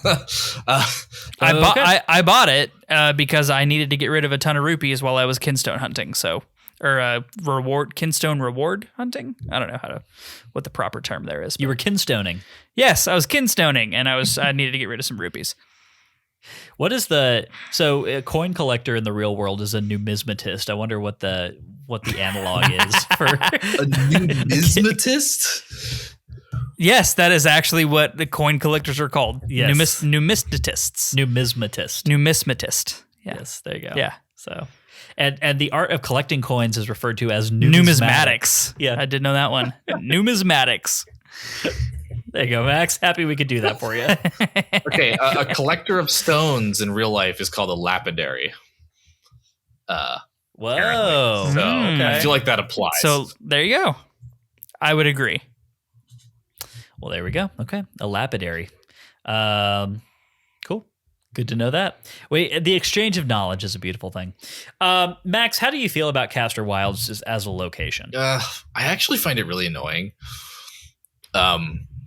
It's kind of, it all looks the same, and it's got really annoying mechanics, which is like, you have to use Pegasus boots to run across this muck. And like a lot of stuff is impassable, and you can't really tell it's impassable until you've already kind of committed by traveling to it. It does kind of create this feeling of like being this very inhospitable place, which is kind of cool. Like you kind of feel like you're conquering it in a way. That's the thing this game does a lot, by the way, is they design overworld areas almost like they're a obstacle course or a dungeon or something. And then once you've completed it, you can push a rock into a hole, and now the path is open. So next time you come back, it's easy. Castor Wilds has less of that, though. Every time you go back, it's still just as hard. I think like thematically, it's kind of interesting. It's like it's kind of exploring ground Zelda doesn't usually do, like you mentioned earlier. You don't usually have swamps. Well, it's like when Zelda does do swamps, they typically tend to be in like alternate realities or something. Like, I mean, Majora's Mask has a swamp area. Yeah, right? the Dark World, the past is a swamp. Right, yeah. But yeah. I generally think Zelda does not do swamps well. I like it in Majora's Mask. I was going to say, I like the southern swamp area a lot in Majora's Mask. And I think a lot of that is just down to that place has kind of a lot of personality, and it manages to fulfill the same role as a forest area of a game, but manages to do it in a different way, I guess. It stands apart from the forest temple at Lost Woods of Ocarina of Time, for instance. While reusing a lot of the same characters and character types. But yeah, I like the southern swamp a lot. I think most of the other swamp areas that we run into in Zelda games happen in top downs, where it's kind of, I guess, just harder for any one location to make much of an impression. Like Misery Mire, for instance, in A Link to the Past. Once you calm the weather down in there, it doesn't necessarily do too much for me. But anyway, it loses a lot of its miserable personality. Yeah, it's like this is now the moderately frustrating mire, a little bit more so than the misery mire. But yeah, I mean, I'm neither here nor there on swamps and Zelda games. I did think it was very interesting though, because it's Matt's giving me the single finger of stop talking. I mean, I like Southern Swamp as well. I think obviously having a huge love of Majora's Mask, you have to, with how few environs there are in Majora's Mask in general, if you strongly dislike one, it will generally impact everything else. But I like Southern Swamp. I just think that swamps have a lot of the same problem as clumsily used desert areas, specifically as it relates to like slowing down movement, hampering exploration overly much, or being hard to navigate because of the sameness of the landscape. And I think that holds true most of the time in swamps. This swamp, I do think, was difficult to navigate. There was a lot of backtracking for me where I was trying to figure out where I was versus where I needed to be. I was missing the last of the 3 gold kinstones, and I was like, gosh, I have no idea where I haven't looked. And like, so that can be a frustrating experience. So, and I don't know how to rectify it. So I'm honestly just offering up kind of a complaint with I will solution. I will say that I definitely noticed that, like, especially when you're on the elevated platforms, right? And you're moving from the elevated islands to one to the other on the diagonal wooden bridges, you know? Right. Once you're on those elevated islands, each of them look identical to all the others. Yes. And they're connected to each other via a crisscross of wooden bridges. And so all that is to say, there's nothing that helps you identify where in the swamp you are, right? Because it does all look really there's samey. no landmarks that help you to really navigate by, and I'm super directionally challenged. So like, it's not like I'm not a good navigator naturally. Like I generally use my Google Maps to get around town if I don't know exactly where I'm going. And so that it was harder to navigate this space than any other space so far, I guess, is what I'm trying to get at. Yeah, which is definitely intentional. Like they clearly set out to make a place that is confusing and inhospitable and makes you feel like you're not at your best. Whether that was the best design goal or not, I think there's some room to debate, but that was definitely intentional on their part. Is that plus the hindrance to movement a combo that kind of feeds into what you're saying, Max, where it just you found yourself to be a little annoyed with this whole area? Yeah, it's kind of annoying in the same way that like an ice area is sometimes, right? It's just kind of it doesn't feel good to move around here, which is kind of the same stuff Matt was getting at when he compared it to a desert area. These are all examples of the sort of biomes that are usually treated as very inhospitable player debuff kind of spaces: swamps, ice, desert, in a lot of games. Yeah. Thank you for saying debuff, because that speaks to my love of RPGs and other things. So I really resonate with that type of language. Thank you. Yeah. I do think it's really interesting, especially as we make it through Caster Wilds and make it on towards the approach to the Fortress of Winds. We get a very clear shift in environment and aesthetic tone away from swamp and much more towards ancient ruins, right? To the point where we're coming back around to something that feels very akin to Face Shrine area in Link's Awakening, right? Yep. For a few different reasons. But it makes me wonder if it would have been more fun and more effective if the Caster Wilds area had leaned a little bit more into the ruins aspect of things. I think that it could have helped quite a lot in order just to kind of make it feel a little bit less monotonous of a zone to be in. Like, still have some swamp elements, that's totally fine, but have more ruins in the middle of the swamp, dress it up just a little bit more. I think that they're I think that would have been totally appropriate to do, especially given that the main chase of the Caster Wilds is to, like you were mentioning a minute ago, Matt, you've got to collect 3 gold kinstone pieces, and only by doing that do you gain access to the ruins themselves. Those are mostly in caves here, right? But imagine a world where you were kind of like rescuing the gold kinstone pieces from scattered ancient ruins, a la Indiana Jones. That sounds pretty fun to me.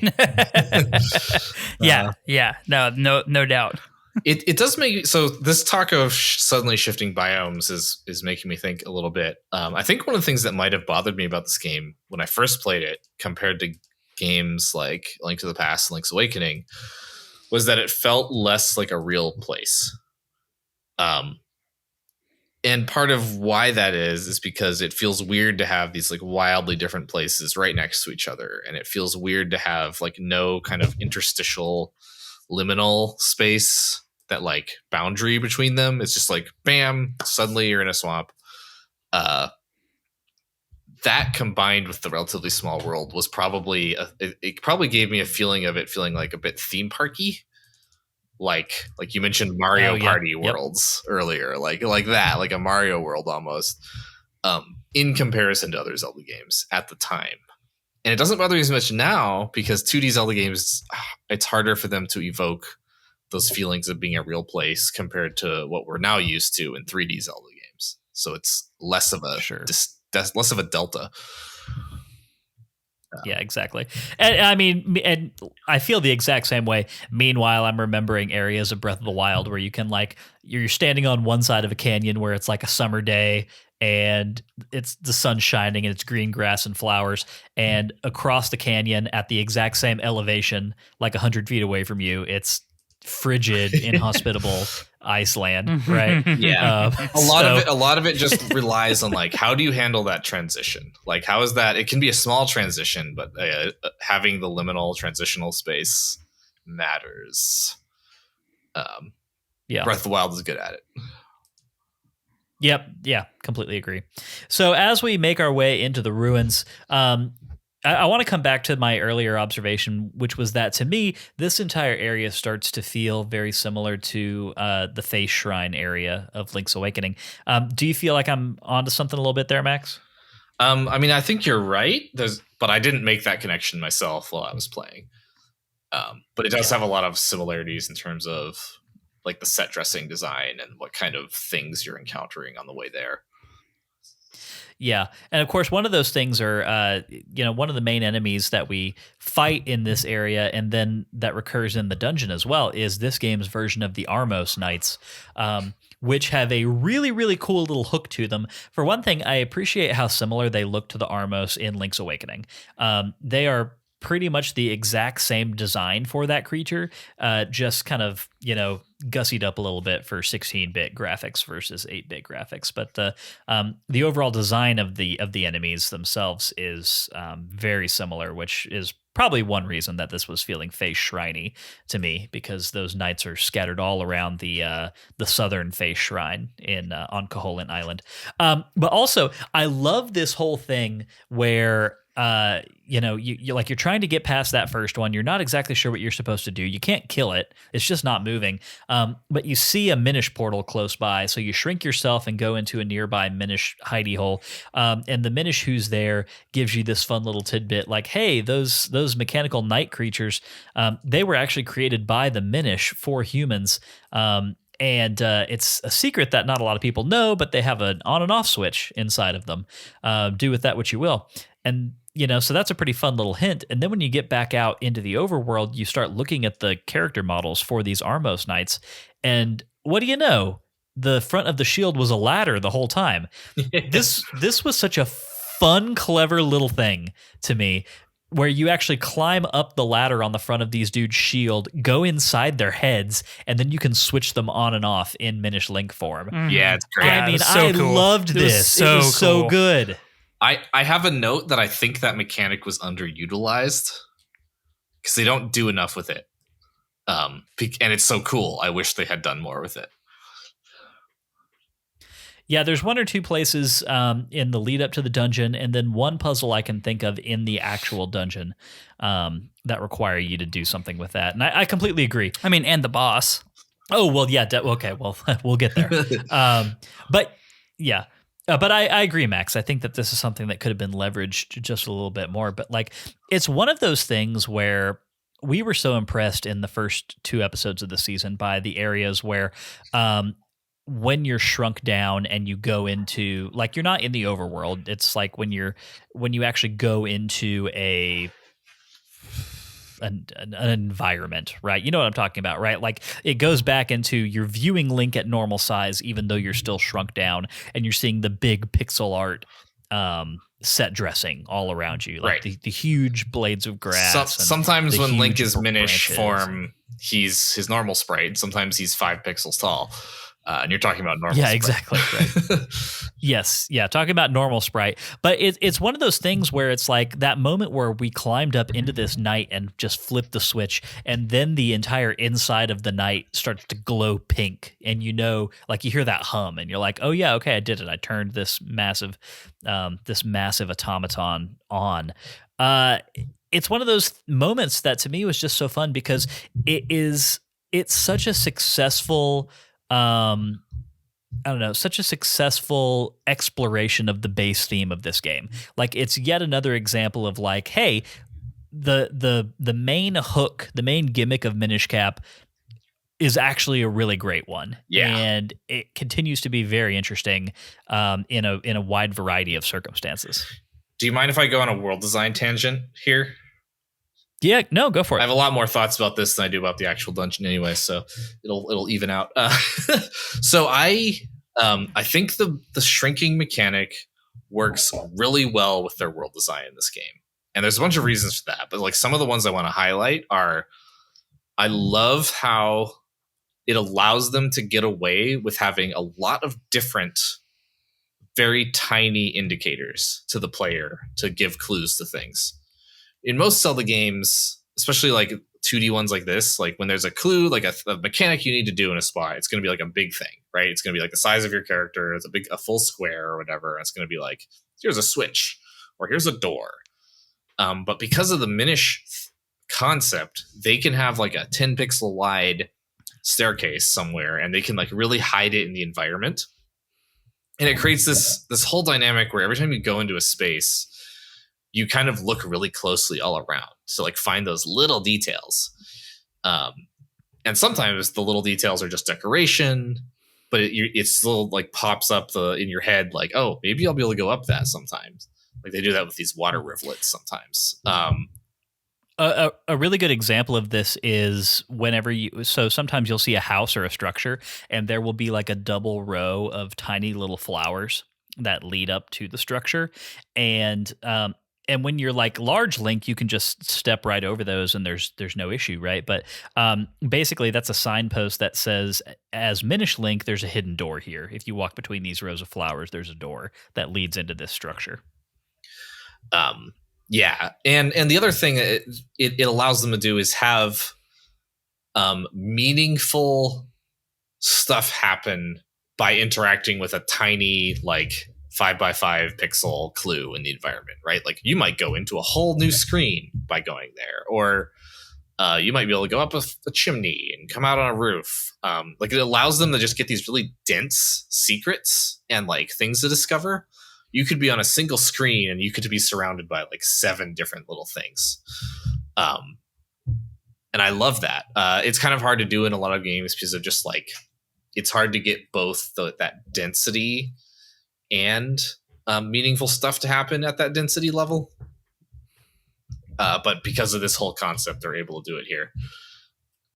Yeah, I think we mentioned a little bit about that in the first week and then last week as well. But it is so impressive and so fun. Like from a density standpoint, just adding more game to the game, right? Like you're getting more game per frame than you do in a lot of other top-down Zelda games. But also just the process of you taking stock of your surroundings to try and remember where these things are and try to remember to come back and visit them later. I think is one of the most enjoyable things about this game, particularly in Castletown. Yeah, Castletown is the star of this game, really. And honestly, most of what we just talked about is mostly occurs in Castletown. Like pixel by pixel, there's like 10 times as much of this hidden Minish stuff there than there is anywhere else in the game. Yeah. It does this other cool thing. So one of the problems that a lot of Zeldas and Metroidvanias have is the classic example is, okay, there's a heart piece on the other side of this gap, and there's a hookshot target. And I see this off in like some corner of the map, and then I leave, and like 5 hours later, I get a hookshot. I'm supposed to remember to go back there.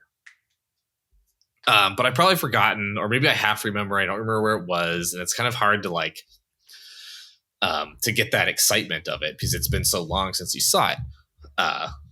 What the Minish Cap does is it puts a lot of its secrets in Castletown where you're going constantly, so that you see these tantalizing things every time you go there. You're like, ooh, every time I walk past here, this NPC mentions the bell, or oh, I found a cave and it let me, unblock a hole, but I can't get at it from the other angles yet. So I need to find other entrances to this place. And it builds up this anticipation and a good memory of these things because you just are exposed to them over and over and over again. And so they use that to great effect, where every time I got a new ability, I was really excited to go back specifically to Castletown to use that ability to access the stuff that I had been tantalized by for hours before. And it kind of solves the problem of like it just being this far off, forgettable thing in a corner. It's definitely an interesting give and take, right? Because I do think the trade-off for that is that there's not quite as much density of exploration to be found in the overworld, right? Especially when you consider that the overworld itself doesn't have much of a hub. It's not like you've got Castletown, which is your main hub, and then there's like a secondary ring outside of Castletown that is your main non-town explorable area. Like Hyrule Field in this game is not like Hyrule Field in Ocarina of Time, right? Mm-hmm. There's a little bit of that, but for the most part, the overworld outside of Castletown is just they're spokes that go directly to Castletown, and they lead directly to dungeon areas. Yeah.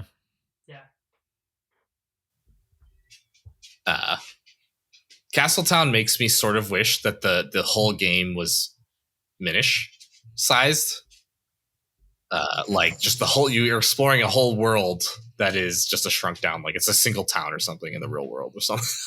But that would lose some of the benefits I'm talking about, right? Of the density, if it was all just shrunk size.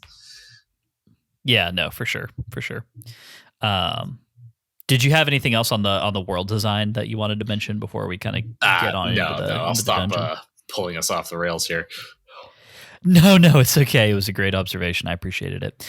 Matt, do you have anything else that you want to say about the world and the stuff that we get up to leading up to the Fortress of Winds before we actually set foot in there?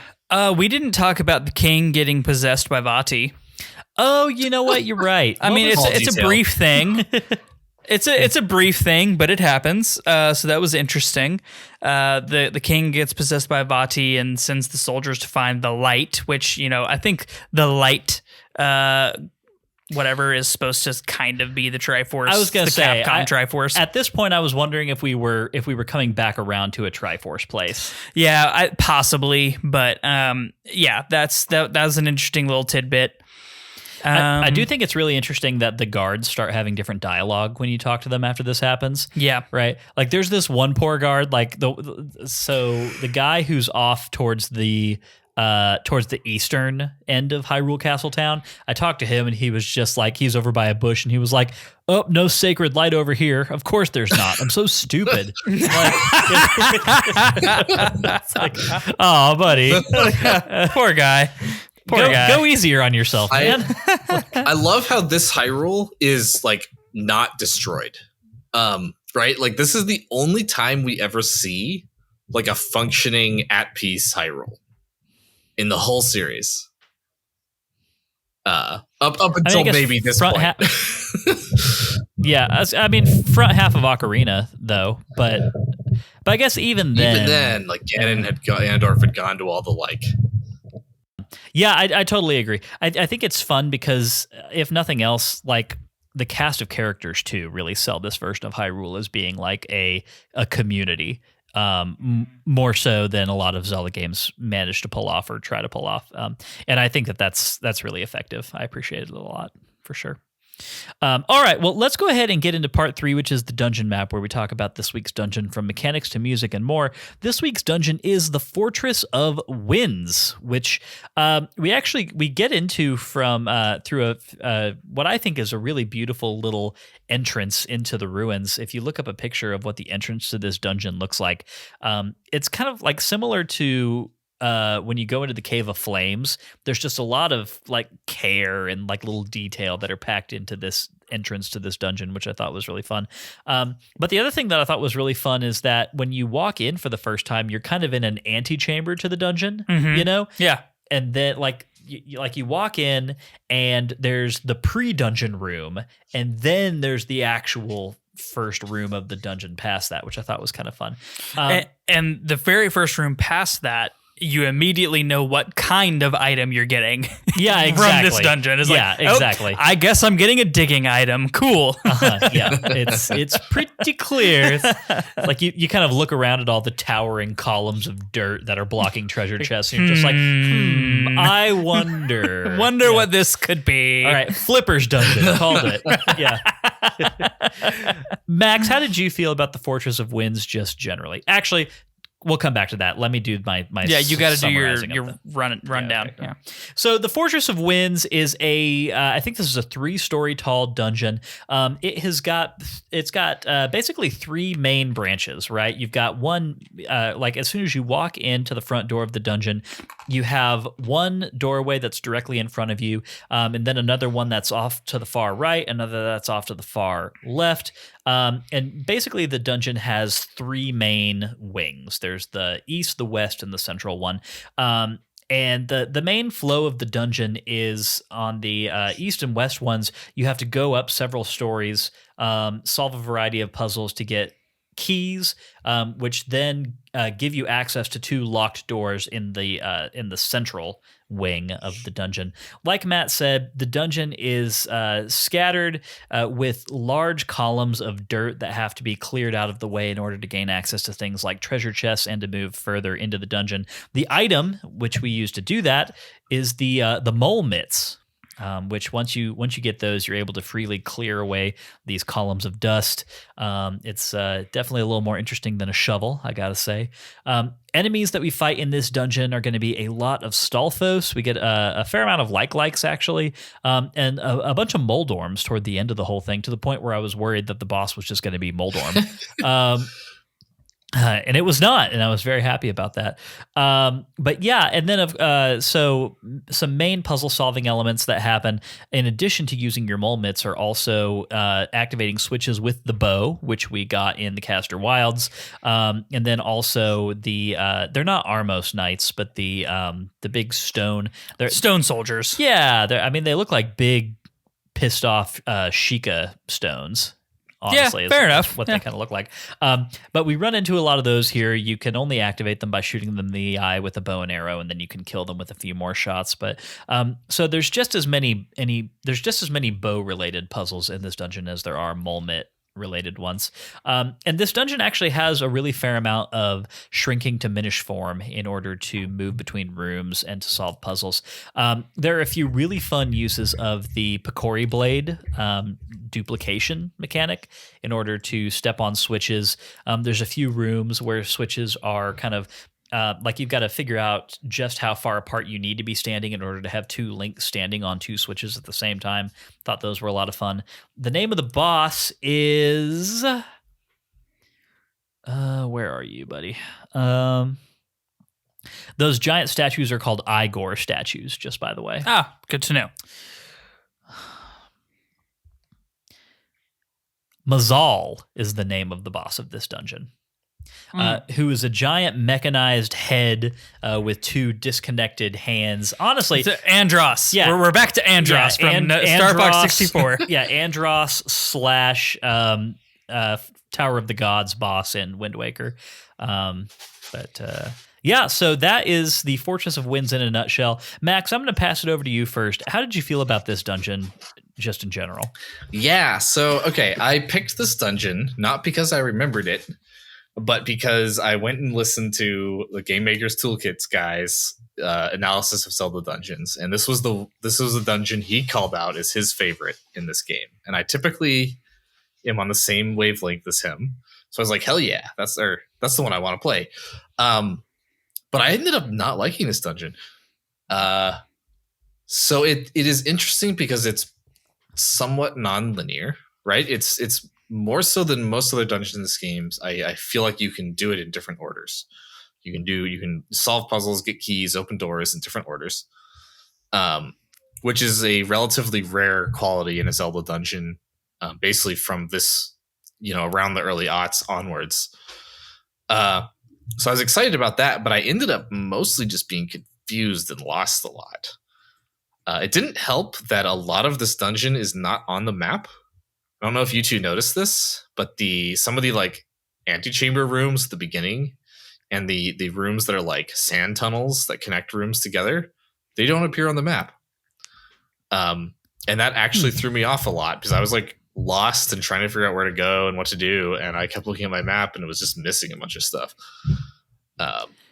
So I didn't consult the map a lot, and I will say there were 1 or 2 times in this dungeon for me that I stumbled across the solution to something that I felt would have been pretty easy to miss, but I just kind of like luckily stumbled into it. Like, for instance, the chest that you actually get the mole mitts from, right?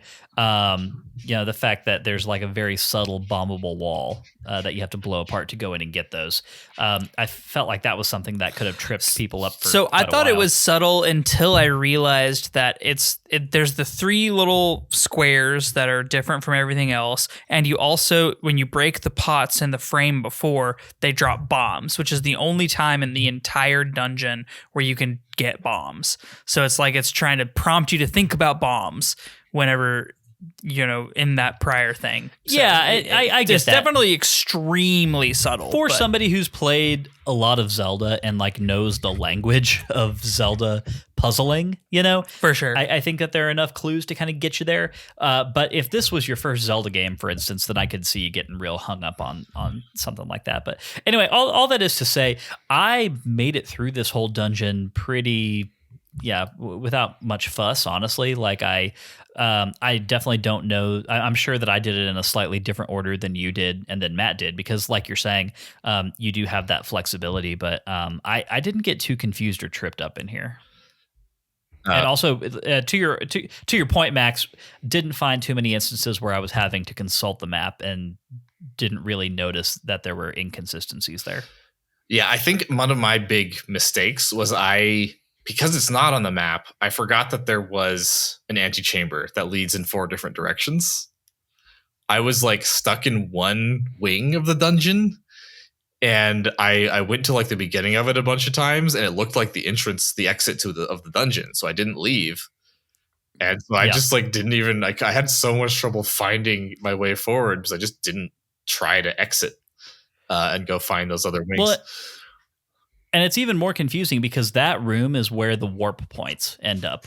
Like once you activate the blue warp and the red warp that take you to the boss chamber and the mini boss room, respectively, they end up past that antechamber in the place which is usually the first room of any other dungeon, and like leaving that room takes you back out to the overworld. So I do understand that confusion.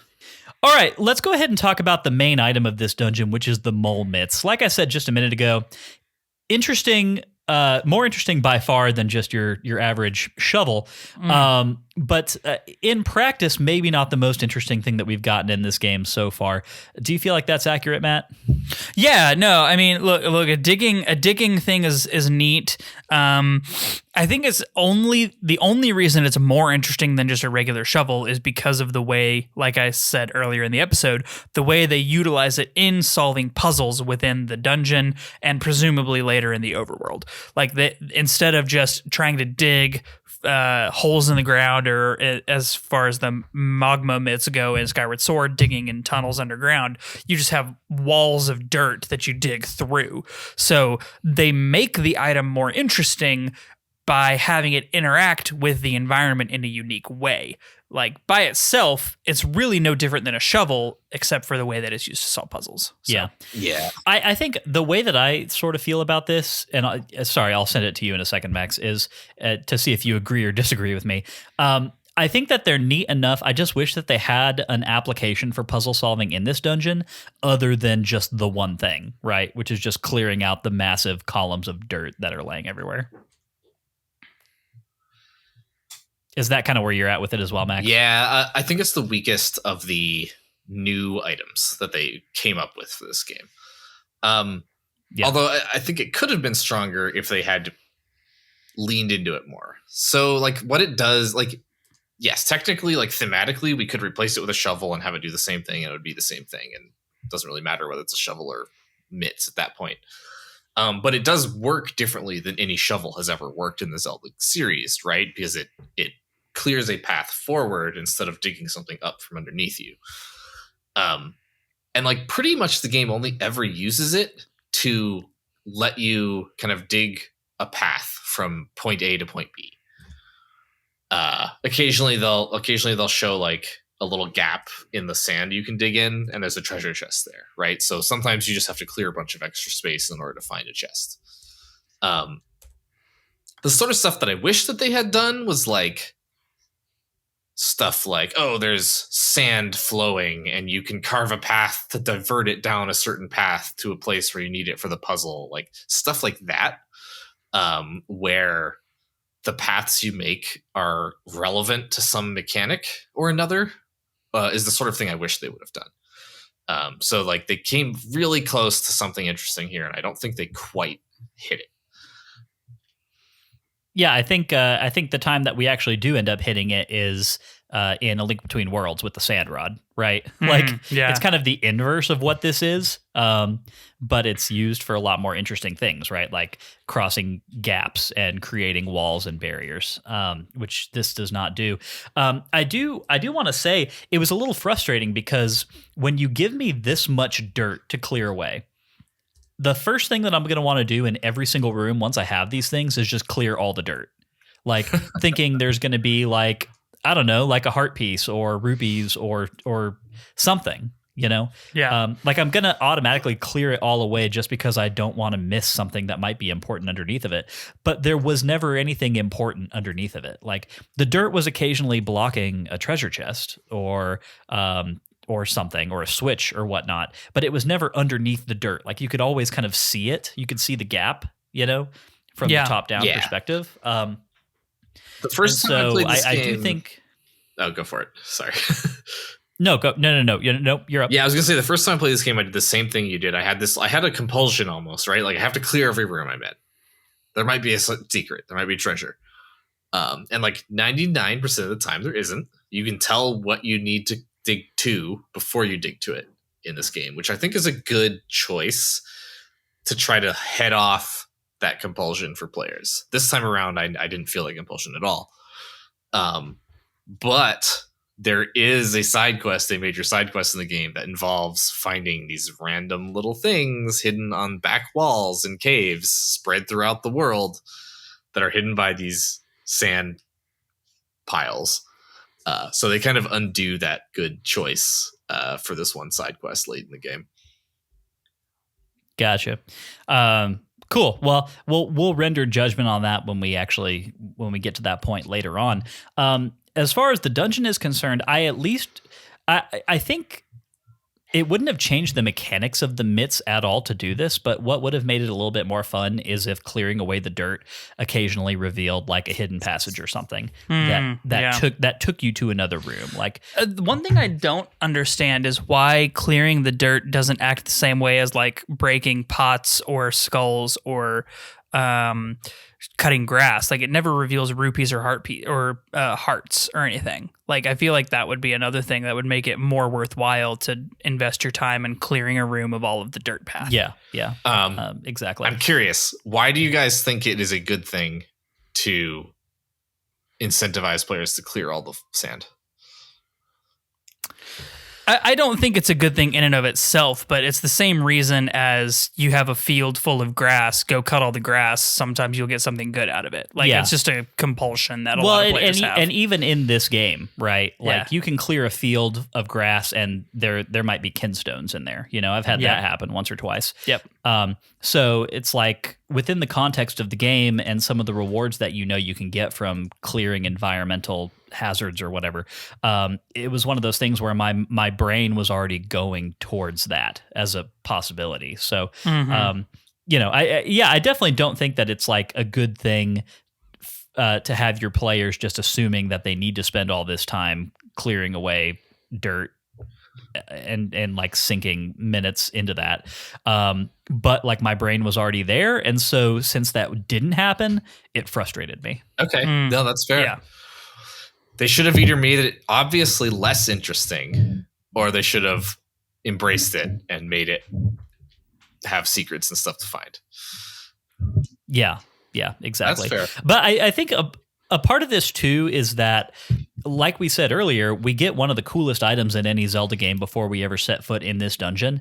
And the fact that we already had the bow going in here, just make it a little bit less interesting that you get something like the mole mitts, which have a lot fewer use cases and are a lot less practical outside of just the one thing that they are required to do. That's my opinion on it anyway. And it's one of those things where, and I don't think that I've kind of said my general thoughts and feelings on the dungeon yet. Yes, please tell us your general thoughts and feelings on the dungeon. I mean, I like the Wind Fortress well enough. I think I like it for reasons that are kind of divorced from how interesting it actually is from a puzzle standpoint. Like by the time I've gotten to the end of the dungeon, I'm appreciating it a lot for like the fiction of the thing, you know? Yeah, that's fair. Especially when you get to the top. Right. Yeah. Exactly. And I really do feel like I'm appreciating the tasteful balance of large Link versus shrunken Minish Link puzzles and mechanics. Definitely. Like we talked a lot in Twilight Princess about how the best dungeons in the back half of the game felt like they knew when to use Wolf Link puzzles and when to use Human Link puzzles. And they had a good smattering of both, like Arbiter's Grounds had a good smattering of both things. And this dungeon is kind of similar, right? It like you do spend a fair amount of it shrinking down into Minish form. But not too much, right? Like it's not enough to be frustrating, but they just had a good balance and a good give and take of things. I do think that this dungeon doesn't have as much of a fun identity to it, just visually, especially as Deepwood Shrine did. Yeah, right, for sure. Cave of Flames was a bit more generic, like Fire Cave. Yeah, it's Fire Dungeon, sure. Whatever. But this one just feels kind of generic ruins cave sort of situation. Yeah. Honestly, this dungeon to me feels generic the same way that a lot of dungeons in The Legend of Zelda do. Yeah, that's actually a really good comparison. It's just got like more graphics to throw at it, you know? Like it looks better than those, obviously. But it doesn't have much more of an identity than a lot of those. It almost feels like it could be on a square by square grid and it would just feel the same. Right, yeah. I mean, so I'm a lot further in the game than you two are. I've completed all the dungeons except for the very final one. And I do think this dungeon is in the running for weakest dungeon in the game. For basically these reasons. Like it's just kind of thematically meh. I don't think it has particularly strong like new mechanics going on in it. And it's got probably the most disappointing item. spoilers. This might be the low point of the items, the dungeon items. So you got cool stuff to look forward to still. I'm always down to have the low point of any Zelda game prior to the middle of the game itself. Yeah, honestly, as long as you're on an uphill climb, like yeah, I'm there for that. Fine by me. One thing that I think this dungeon did do really well was have just an absolutely slamming mini boss encounter. And I want to take 2 seconds to talk about this game's version of Dark Nuts. We glossed over this a little bit in Caster Wilds, where you did have to defeat a Dark Nut in order to get one of the golden kinstone pieces. But we fight like a slightly harder version of that same enemy here as the mini boss. And I just want to say that I really, really I love these Dark Nuts. Yes. Obviously, the design is taking complete inspiration from the Wind Waker, right? But it manages to be so much more than just what this type of fight would be in most other top-down Zelda games, right? I mean, Dark Nuts in Legend of Zelda, for instance, right? Like there was a little bit of tactics involved there, right? Because they had the shields out front, and you did have to get behind them and all of that. But here they've got actual combat styles and movement, and the big, like the huge sword swings, and then the forceful sword lunges. Yeah, that can push you back really, really far. Yeah. No, and I think they're drawn beautifully. They look really, really cool. Oh yeah. They look a lot like Wind Waker Dark Nuts to me, and I really, really like these two mini bosses that we fight, and how they look different from each other too. Like, I think they're excellent. Yeah.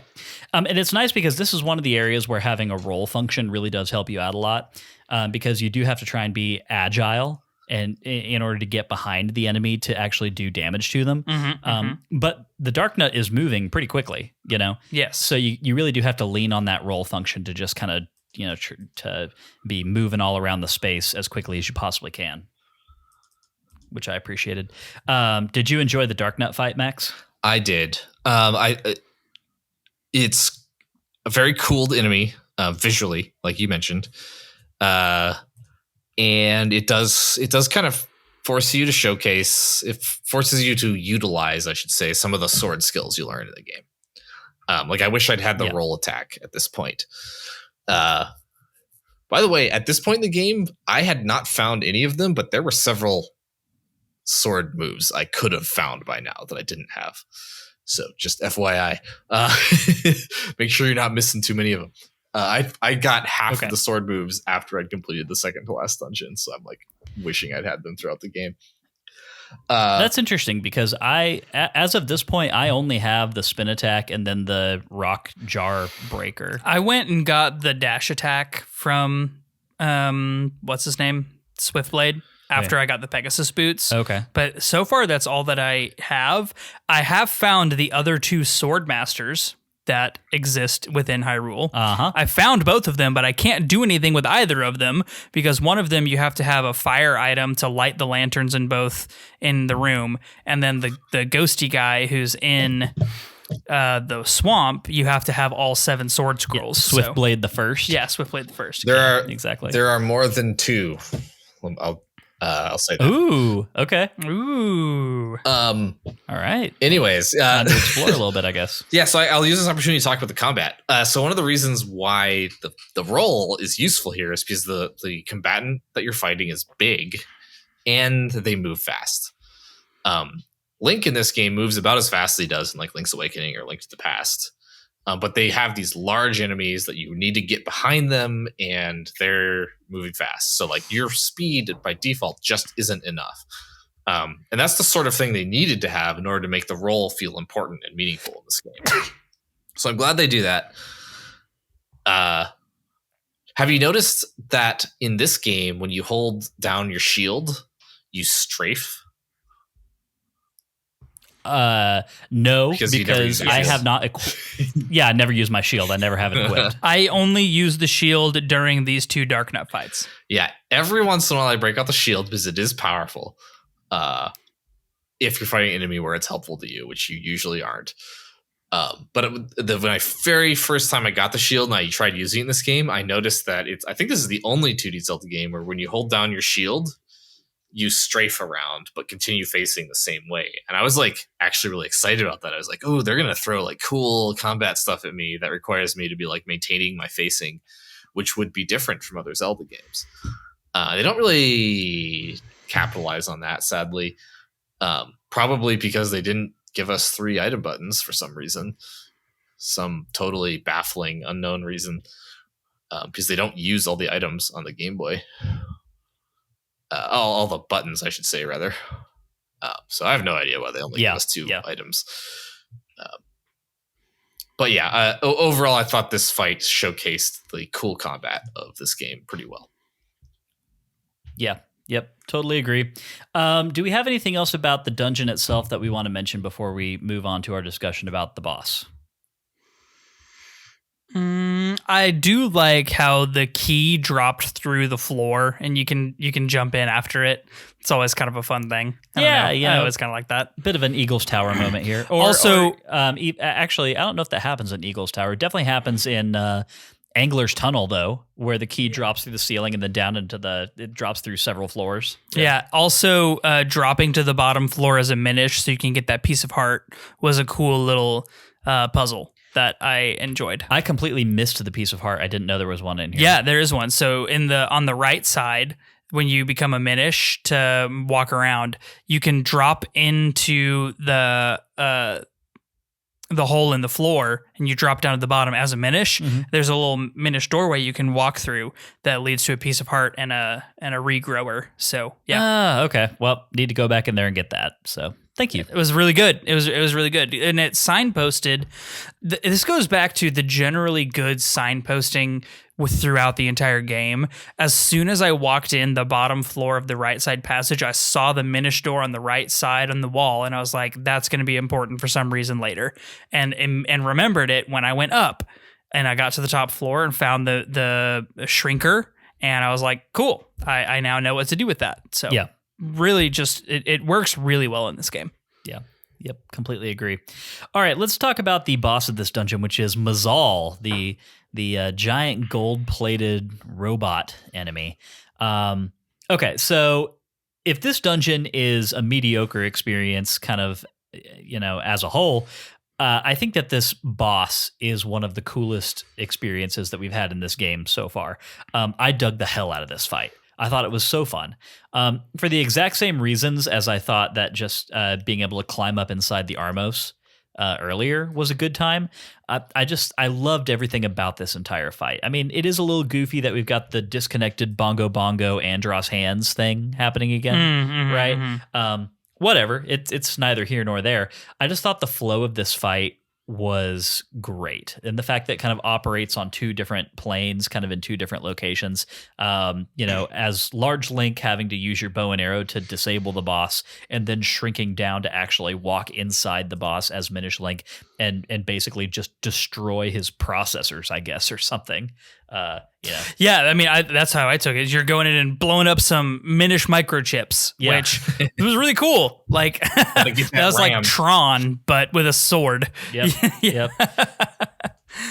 Yeah, but I thought it was great, and also I thought there was a nice balance of difficulty happening here, because the boss, especially as you get into the second and third phase, you do have to be working fairly hard to avoid the smashing of the hands in order to be shooting your bow and arrow at the weak spot on the opposite hand. The boss does go aggro pretty hard as you get further into this whole thing. Yeah, he really, and then he starts dropping the little spider things that will slow you down, so you can't roll out of the way. Yeah, he does kind of go ham a bit.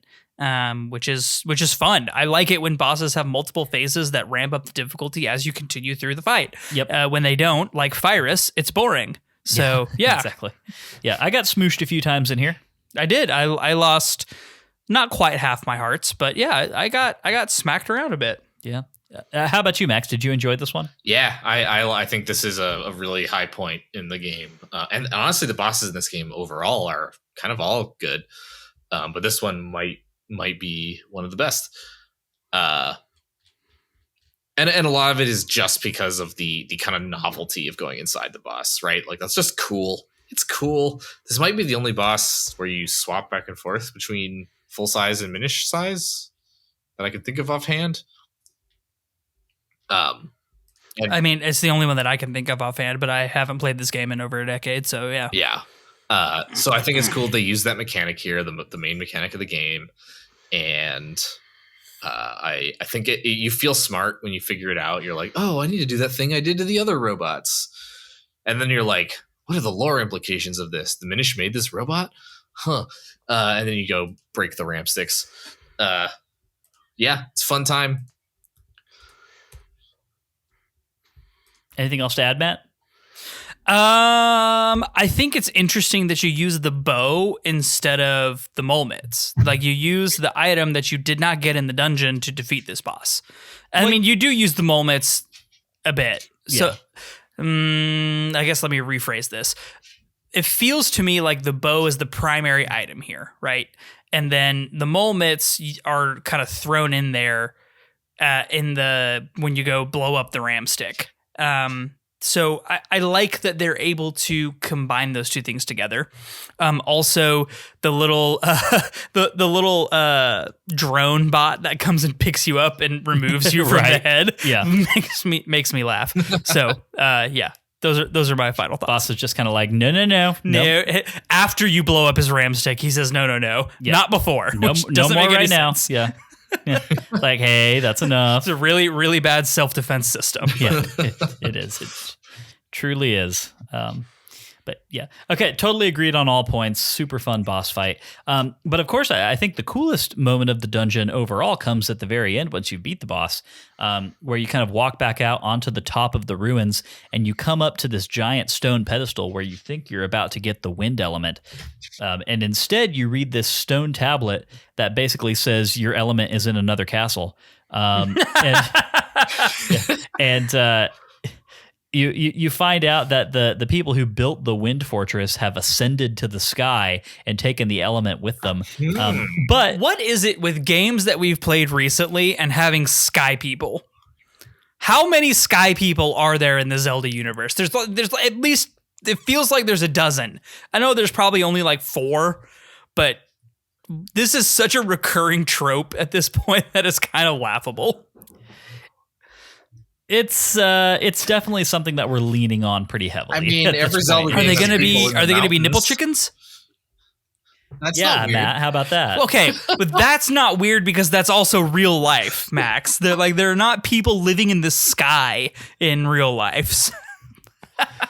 I'm sorry. This is I literally, like, as I read this thing and it said they ascended, I was like, God, I know they're not nipple chickens, but God damn it, this just makes me think about nipple chickens and that makes me mad.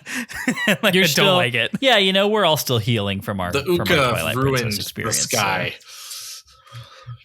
Generally speaking, I need to go play Skyward Sword again to get back in good graces with the sky. Every time Matt walks out of his door in the morning, he looks up at the sky and shakes his fist. Says, "You damn nipple chickens!" Yeah, every single morning. Get off my lawn. Yeah, exactly.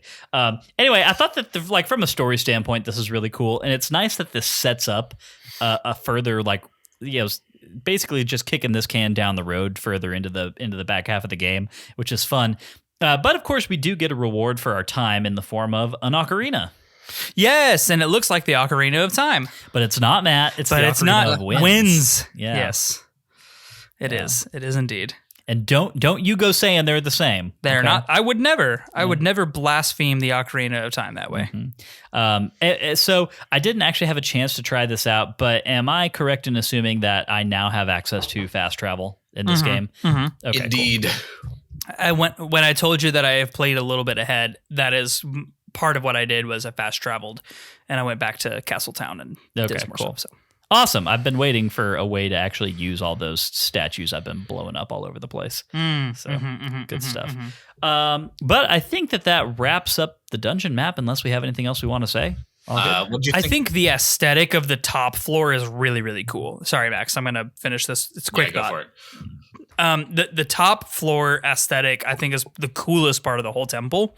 It feels really like a place out of time. It feels ancient and it feels really cool. I like it a lot. All the birds that are hanging out up there. I love that they named the bird that drops off your ocarina, who, spoiler for you, Lyndon, is the same bird that helps you fast travel around. Like, okay, it's cool. really cool. Like the top section of the dungeon is kind of the highlight of the dungeon outside of the boss fight for me. It's really, really neat. Yeah, for sure. How about you, Max? Yeah, I definitely agree with what you just said, Matt. Finally, some interesting aesthetic in this dungeon. I was going to ask what you two thought of the music of this dungeon. I definitely noticed it more than I noticed Deepwood Shrine or Cave of Flames. It seemed like it had a bit more composition to it, and I appreciated that.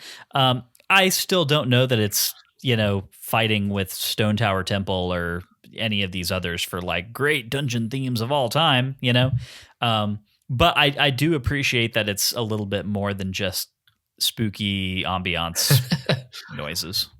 Yeah, that's kind of where I'm at with it also. It definitely stood out a lot more to me than the last two for some reason. I think it was just kind of more aggressive sounding than the others, which were more atmospheric sounding. But yeah, I wouldn't put it on my top 20 list of dungeon themes. Yeah, I have a note here that's like, this dungeon music sucks, but tell us how you really feel, Max. I think can I hit that Phantom Hourglass note for me where it was like I was noticing a lot, but it wasn't good, so that worked out to be a net negative versus the ones in the prior dungeons. Luckily, there's some good dungeon themes elsewhere in this game. Oh, well, that's good, because I thought we had completely exited the age of good Zelda dungeon music at this point. Like that would have been so depressing. It just seems to be a thing we don't really do anymore in this series. And yeah, why can't we just have Stone Tower Temple level greatness every time? I don't know. Anyways, I have no other thoughts on the dungeon. Okay. Well, with all of that being said, let's go ahead and get into part 4, which is Bloopy Trails, where we talk about interesting things that diverted our attention this week. I will say that from my part, there's a lot that we could talk about here. I spent a lot of time exploring in Hyrule Castletown, starting off various side quests. I did a lot of kinstone hunting this time around. And I really do think that is still Did you get the bigger wallet? Yes, I did. So did I. Yeah. So you can carry up to 500 now, right? Yes, I can. Okay. Yep. I did the whole, the fairy asks, which did you throw into my pond? No, she says, will you give me all your rupees? And you say yes. Is it that one? Yeah. Okay. Sorry, I mixed those up. But anyway. Yeah, that was the bomb bag, Lyndon. Yeah, honesty is always the best policy, especially in Zelda games, because then you get bigger wallets. Yeah, indeed. Yeah. But yeah, I did get the bigger wallet. Spent a lot of time doing kinstone stuff. I still really just think that this is such a fun side quest system. Kinstones are something that I really enjoy, and I still think that there's just such a fun little mini game that you're playing whenever you go talk to a character and you proc that whole screen, and like if you've got the one they're looking for, then you've unlocked something and you get to go find that. And if you don't, then now you know what shape of kinstone to be on the lookout for. I just think it's a really fun loop of things. The other thing was I made a visit to the place where we actually get to spend our mysterious shells this week. Did you go there, Matt? I did, and I will tell you, I am disappointed.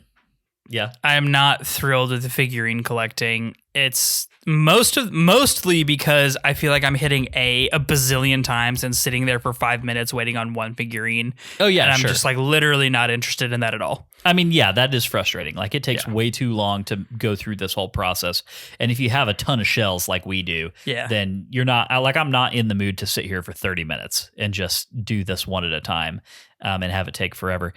But as much as I am not excited about collecting figurines in and of itself, like as a thing, I do appreciate the little blurbs that we learn about characters in the process of doing all this, right? When you get a figurine for a character, you learn a little something about that character. I think that's a lot of fun. There's a really fun little blurb about King Daltus when you get his figurine. Max put that in the Discord earlier. Oh, really? Okay, cool. So yes, you both realized that. Yeah. So that's fun. Let's see what else. I think those were the main ones for me this week. How about you, Max? What's your Bloopy Trail situation at the moment? Yeah. So, I mean, for my Bloopy Trail, unfortunately, nothing in particular stands out as like the Bloopy Trail. I did a lot of kinstone matching. I actually kind of missed out on the kinstone matching until this point in the game because I didn't notice the little bubbles above a lot of characters. I like hadn't trained myself to look for them, so I was just kind of not seeing them. But around this point in the game, I've realized I was missing out and went around doing a ton of it. And at this point, since then I've moved past that section of the game, so I forget which things happened in this particular section. I know I got the big wallet. I finally figured out what the seashells are for, which was I was very unhappy about that. I was like, how dare they use the Link's Awakening seashells for such a terrible thing? Was kind of my feeling. So are we to believe that you also are no giant fan of figurine collecting? Nope, not at all. Yeah. The wiki writers probably like it because they get names for all the characters. Yeah. And little trivia facts. I think it would be a more fun system if you were able to like look at your collection from your menu screen or something.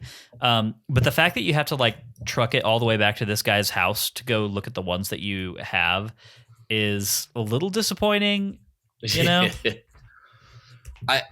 I feel like they should have just given you a figurine of each character you do a kinstone trade with. Skip the whole gotcha randomization mechanic entirely. Yeah. Well, that would have cost them some resource to give you from chests, I guess. They would have had to just give you rubies or something, but And it makes me kind of wonder too, like the impression that I started off with this whole system was that there were a certain number of mysterious shells in the game. And if you wanted to collect all the figurines in the game, then it just came down to you getting all of those shells, right? But the fact that there's some randomization to this system and you can end up with duplicates of figurines makes me wonder, like, is that not the case? Are shells like farmable and technically like an infinite resource? There are infinite number of shells available. Okay.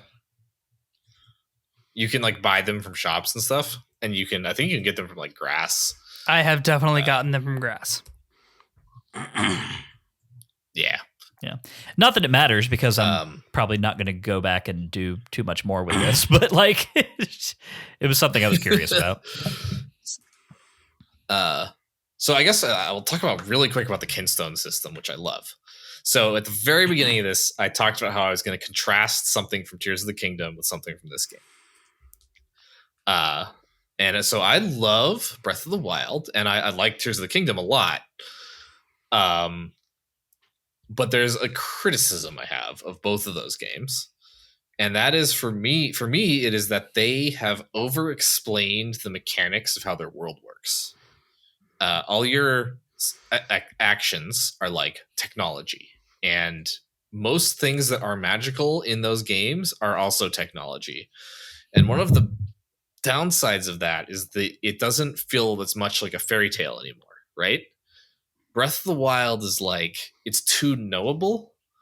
It doesn't feel like there's kind of that soft magic system thing where anything could happen. Wondrous things happen around you in the world. And I sort of miss that. And it's interesting to come to Minish Cap with that feeling because the Minish Cap has that feeling in spades. This is very much a fairy tale world, the most fairy tale of any Zelda game, maybe. Where things just happen for inexplicable reasons because magic. And the kinstones are the biggest example of that, right? You find a character, you talk to them, you trade a kinstone, and then magically something happens in the world. There's no real cause and effect that can be understood there.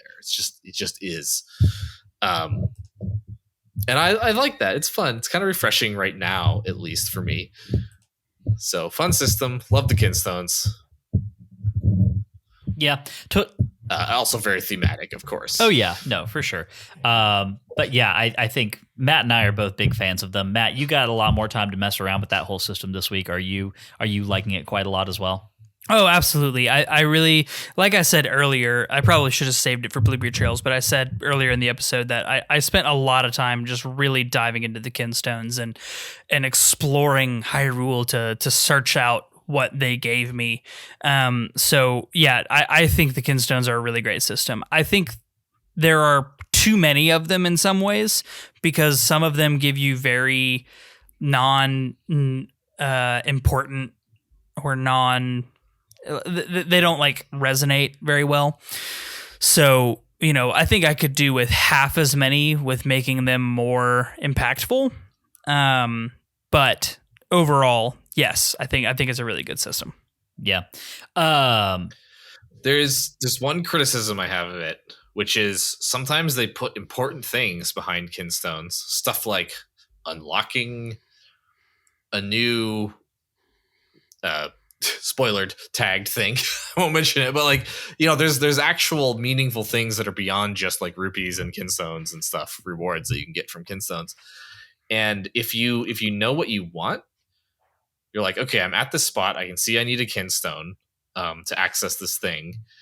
You don't have a way to work backwards from that to figure it out. It's kind of just luck of the draw. So that part is a little not great.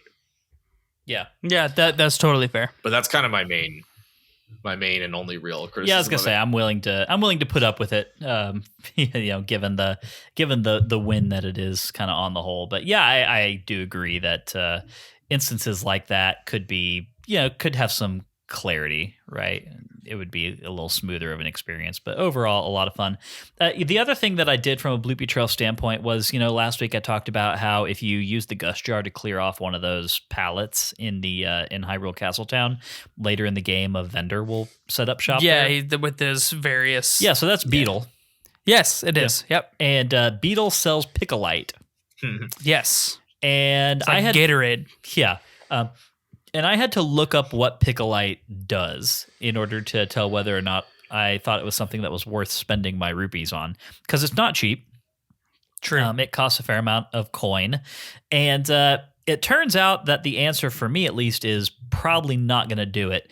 Basically, what Piccolite does is when you drink it, it increases the probability of certain item drops for the next little while. So green Piccolite, I think, increases the probability that rupees will drop from enemies in grass. Red Piccolite increases the probability that hearts will drop from rupees in grass and things like that. It's a cool system. It's the sort of thing that you don't see happen a whole lot in Zelda games. And I think that it's a neat idea in and of itself. I just don't know that I am hurting for any of those things enough to justify spending the money on it. Sort of where I'm at. No, that's fair. That's fair. I didn't buy any and also either. Sacrificing one of your bottles. Right. Yes. Of which I only have one right now. So like the opportunity cost is high, even aside from the rupee cost. It's like, do I want to find slightly more hearts than I otherwise would, or do I want to just have a fairy in that bottle? Well, I'll take the fairy every time, baby. Yeah, exactly. All right, let's go ahead. Although the fairies in this game are terrible. They fixed the fairy economy. They only give you 4 hearts. Do they still pop on death though? Okay. Yes. I haven't had to use one, so I didn't actually know that. Yeah. I guess that means Lon Milk is actually kind of a better buy. It's 100 rupees and it's two gulps that fill you up. Yep. 8 hearts. So not bad at all. Although Blue Potion at Syrup is like, what, 120 rupees? 10 hearts. Yeah, and it's 10 hearts. So, yeah. I mean, pick one.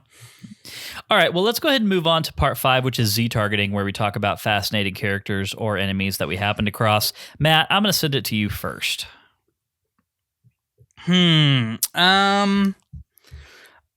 think I'm going to go with there's so many good options. Holy cow. I'm going to go with Shoemaker, who is so confident in his abilities that he thinks he can make Pegasus boots in his sleep. That is a level of self-confidence that I don't know if I aspire to or not because it seems foolhardy, but good on this guy. And the Minish that help him are the real heroes. And, I'm glad that they thrive off of that instead of on, rupees. Yeah. Just, helping. Yep. Agreed, for sure. How about you, Max? I totally forgot to think about this. I'm trying to remember which characters appeared in this chunk of game. Well, but I'm going to say Swiftblade. I really like these really try hard edgelord blade masters that are scattered around Hyrule. And I like how they do this weird possession thing, which I'm pretty sure was a side effect of them just not wanting to animate that character doing all the special moves. But I just think they're fun. I would have said Vati, but Vati isn't really in this section. No, he possesses the king. So I kind of skipped Vati. He possesses the king. Right. He gives you Eslo's backstory, which we didn't talk about Eslo's backstory at all. So he possesses the king. He gives you Eslo's backstory, and he ambushes you with moblins. He's kind of in this section a bit. Okay, I'm going to pick Vati instead. Who is the strongest non-Ganon villain the series has ever had? Agreed. I think. Could have been Zant, but wasn't. And honestly, stronger than a lot of versions of Ganon. Right, yeah. Most, some might say. But yeah, I completely agree. I was thinking about using Vati this week, and am not, because I am deciding instead to go ahead and use my Eslo card. Use the Eslo card. Yeah. Which means I can't use it again for the rest of the season. But honestly, Eslo's backstory is so interesting and so well laid out here that I feel pretty confident using it. I love getting all of this explanation. I do want to say, if I'm Eslo and I've made this magical device that allows people to basically wish and get whatever they want. He made an Ahamkara. I'm probably not leaving that just laying around my workshop. Right? Maybe most definitely. Let's maybe lock that up, But it is nice because this creates a lot of emotional weight to the relationship between Eslo and Vati. And it creates an emotional core to the whole story that we're playing that is separate from just trying to free Zelda, that I really appreciate. Yeah. And it's cool seeing Minish Eslo. Yeah, at least from the back. Yeah. It's also, there's a whole extra element of this, which is that if you've played Four Swords or Four Swords Adventures before this, you know how this story ends, more or less. And that changes this into a tragedy. Yeah. And we don't, Matt and I don't have that context. So we do not.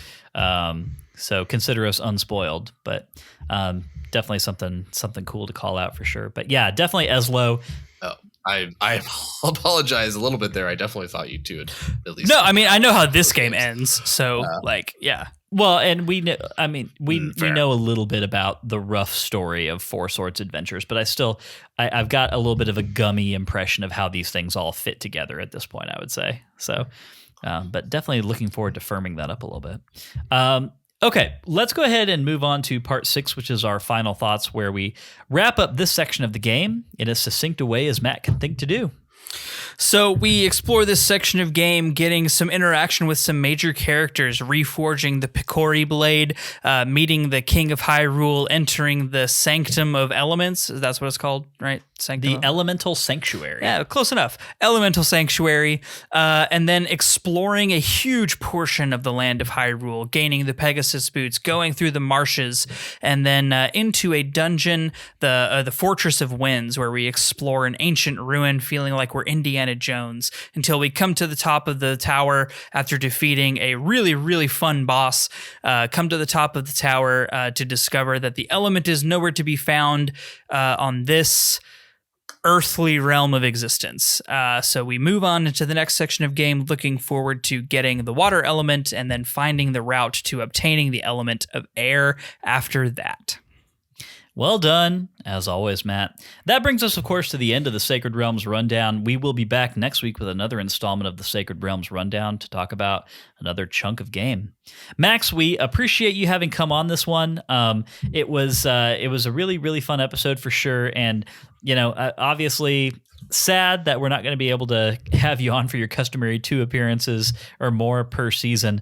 But this is a little bit of a shorter game, so slots are just a little bit harder to come by. Fun size Zelda. Yeah, not at all. And I think, especially 3 weeks in now, that is definitely the way that I would choose to categorize it. It is fun sized, good times, happy vibes Zelda, and I love that about it. So I appreciate you giving me an excuse to play it again because I went 20 years without doing it. I needed that little push, and I'm so glad I did. I am kind of curious, Max. I mean, since the game did come out on Switch Online, had we not had this whole podcast thing to take care of, do you think that you would have played this sooner rather than later just on your own for funsies? Honestly, probably not. I almost never replay games. Just as a general rule, it's very rare for me to replay games, and I don't know that this one would have ever bubbled up enough for me to do it. I kind of need that external push, which is one of the reasons I love this podcast. Well, yeah. Well, we love you too, Max. We love having you on. It's so weird because I am one of those people who likes to be playing a Zelda game of some kind at all times, which, in hindsight, this was a really good project to do, given that that's the case. But but anyway, yeah, I will sometimes go years without playing any Zelda game. Well, I'm happy that despite it being my number one inspiration and all that stuff. I really should play just more new and different stuff, but that's another conversation for another time. But regardless, I'm very happy that you're here playing this one with us, and definitely can't wait to hear your final thoughts on the game later on in the Discord channel whenever we've all kind of cleared it and can break it down a little bit between all of us. But real quick before you get out of here, Max, do the thing where you drop the social channels and let everyone know where they can find Hyrule interviews and all your wonderful content. Yes. Thank you for the reminder. Okay, so I run HyruleInterviews.com, which is a database of interviews with anyone who has worked on a Zelda product before. I think I have like 1,000 plus interviews in the database right now, and I kind of am constantly adding more. My goal is to celebrate and preserve interviews with Zelda creators and also to highlight people other than the usual names. Everyone knows Shigeru Miyamoto and Ishii Aonuma and to a lesser extent Hidemaru Fujibayashi. But there's a lot of other people, so I'm really excited to highlight those other people. I post quotes every day on social media on Twitter, Instagram, Blue Sky, and Facebook. And you can find me on any of those by just searching for Hyrule interviews. I should be the first thing that pops up. Also, my day job is at Bungie. You can play Destiny 2 to see my game design content. And he makes some of the best content in the whole game. Yeah. Play Destiny 2. Thank you. Because it's a lot of fun. And I'm still on that train recreationally. Actually, so am I. Yeah. I have been really enjoying this season. Max, sidebar, you can totally cut this out if you want, Lyndon. Did you do any of this season stuff? Not the current season. Okay. Well, the coil. The last season. No, go ahead. I was going to say the last season that was live that I worked on was Season of the Witch, where I helped build several of the kind of main story Golden Path campaign missions, like the intro and the outro. All of those were excellent, by the way. The coil is probably my favorite seasonal activity in a hot minute. It's so fun. Yeah, super fun. Yeah. I wish I'd gotten to work on that. Good time. The team did a great job. Absolutely. All right, y'all. Well, it is almost 12:30 here in Texas, so we got to bounce. Max, it has been so fun. Again, to all of our listeners, go check out Hyrule Interviews. It's a fantastic resource. He's posting excellent stuff all the time. And if you haven't already, hop into our Discord because Max is a frequent contributor there, and the conversation is always interesting. Like a lot of fun stuff in addition to what he talks about here. Highly recommend it. Max, seriously, be well. We always love catching up with you, and we hope to do it again sometime soon. Alrighty, y'all. If you enjoyed today's show and you'd like a little extra Sacred Realms in your life, you can head over to patreon.com/sacredrealmspod and become a patron. If you've got no rupees, it's not a problem. 5-star Apple Podcast reviews are a great free way to support us. More reviews means that more people see our show, and that makes us very happy Hylians. Follow us on Twitter and Instagram at Sacred Realms Pod for updates on the podcast and for behind-the-scenes action. Sacred Realms will be back next Wednesday with our thoughts on the Minish Cap, Chapter 4. We'd love for you to play along with us and to share your thoughts on our social channels. The Minish Cap can be played on the Nintendo Game Boy Advance. If you got it on the Virtual Console, then you can play it on the Nintendo Wii U or the Nintendo Wii, I believe. If you were a part of the 3DS Ambassador program, then you might have it on your Nintendo 3DS. But to be honest, the way that most of you are probably playing it is the same way Matt and I are, which is on the Nintendo Switch Online subscription. The premium tier gives you access to this game under the Game Boy Advance library. And of course, you can emulate the game via a variety of services, but we ask that you not do that unless you legally own a copy of the game that you're emulating. But in the meantime, may your hearts be full, may your arrows never miss. We'll catch y'all next time.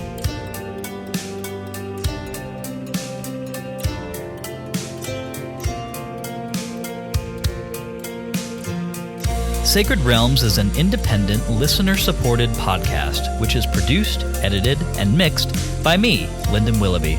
Business operations are handled by Matt Willoughby. Our music is generously provided by Darknuck and is available to listen to on Spotify. Finally, we'd like to thank Nintendo for continuing to create such exceptional and innovative experiences.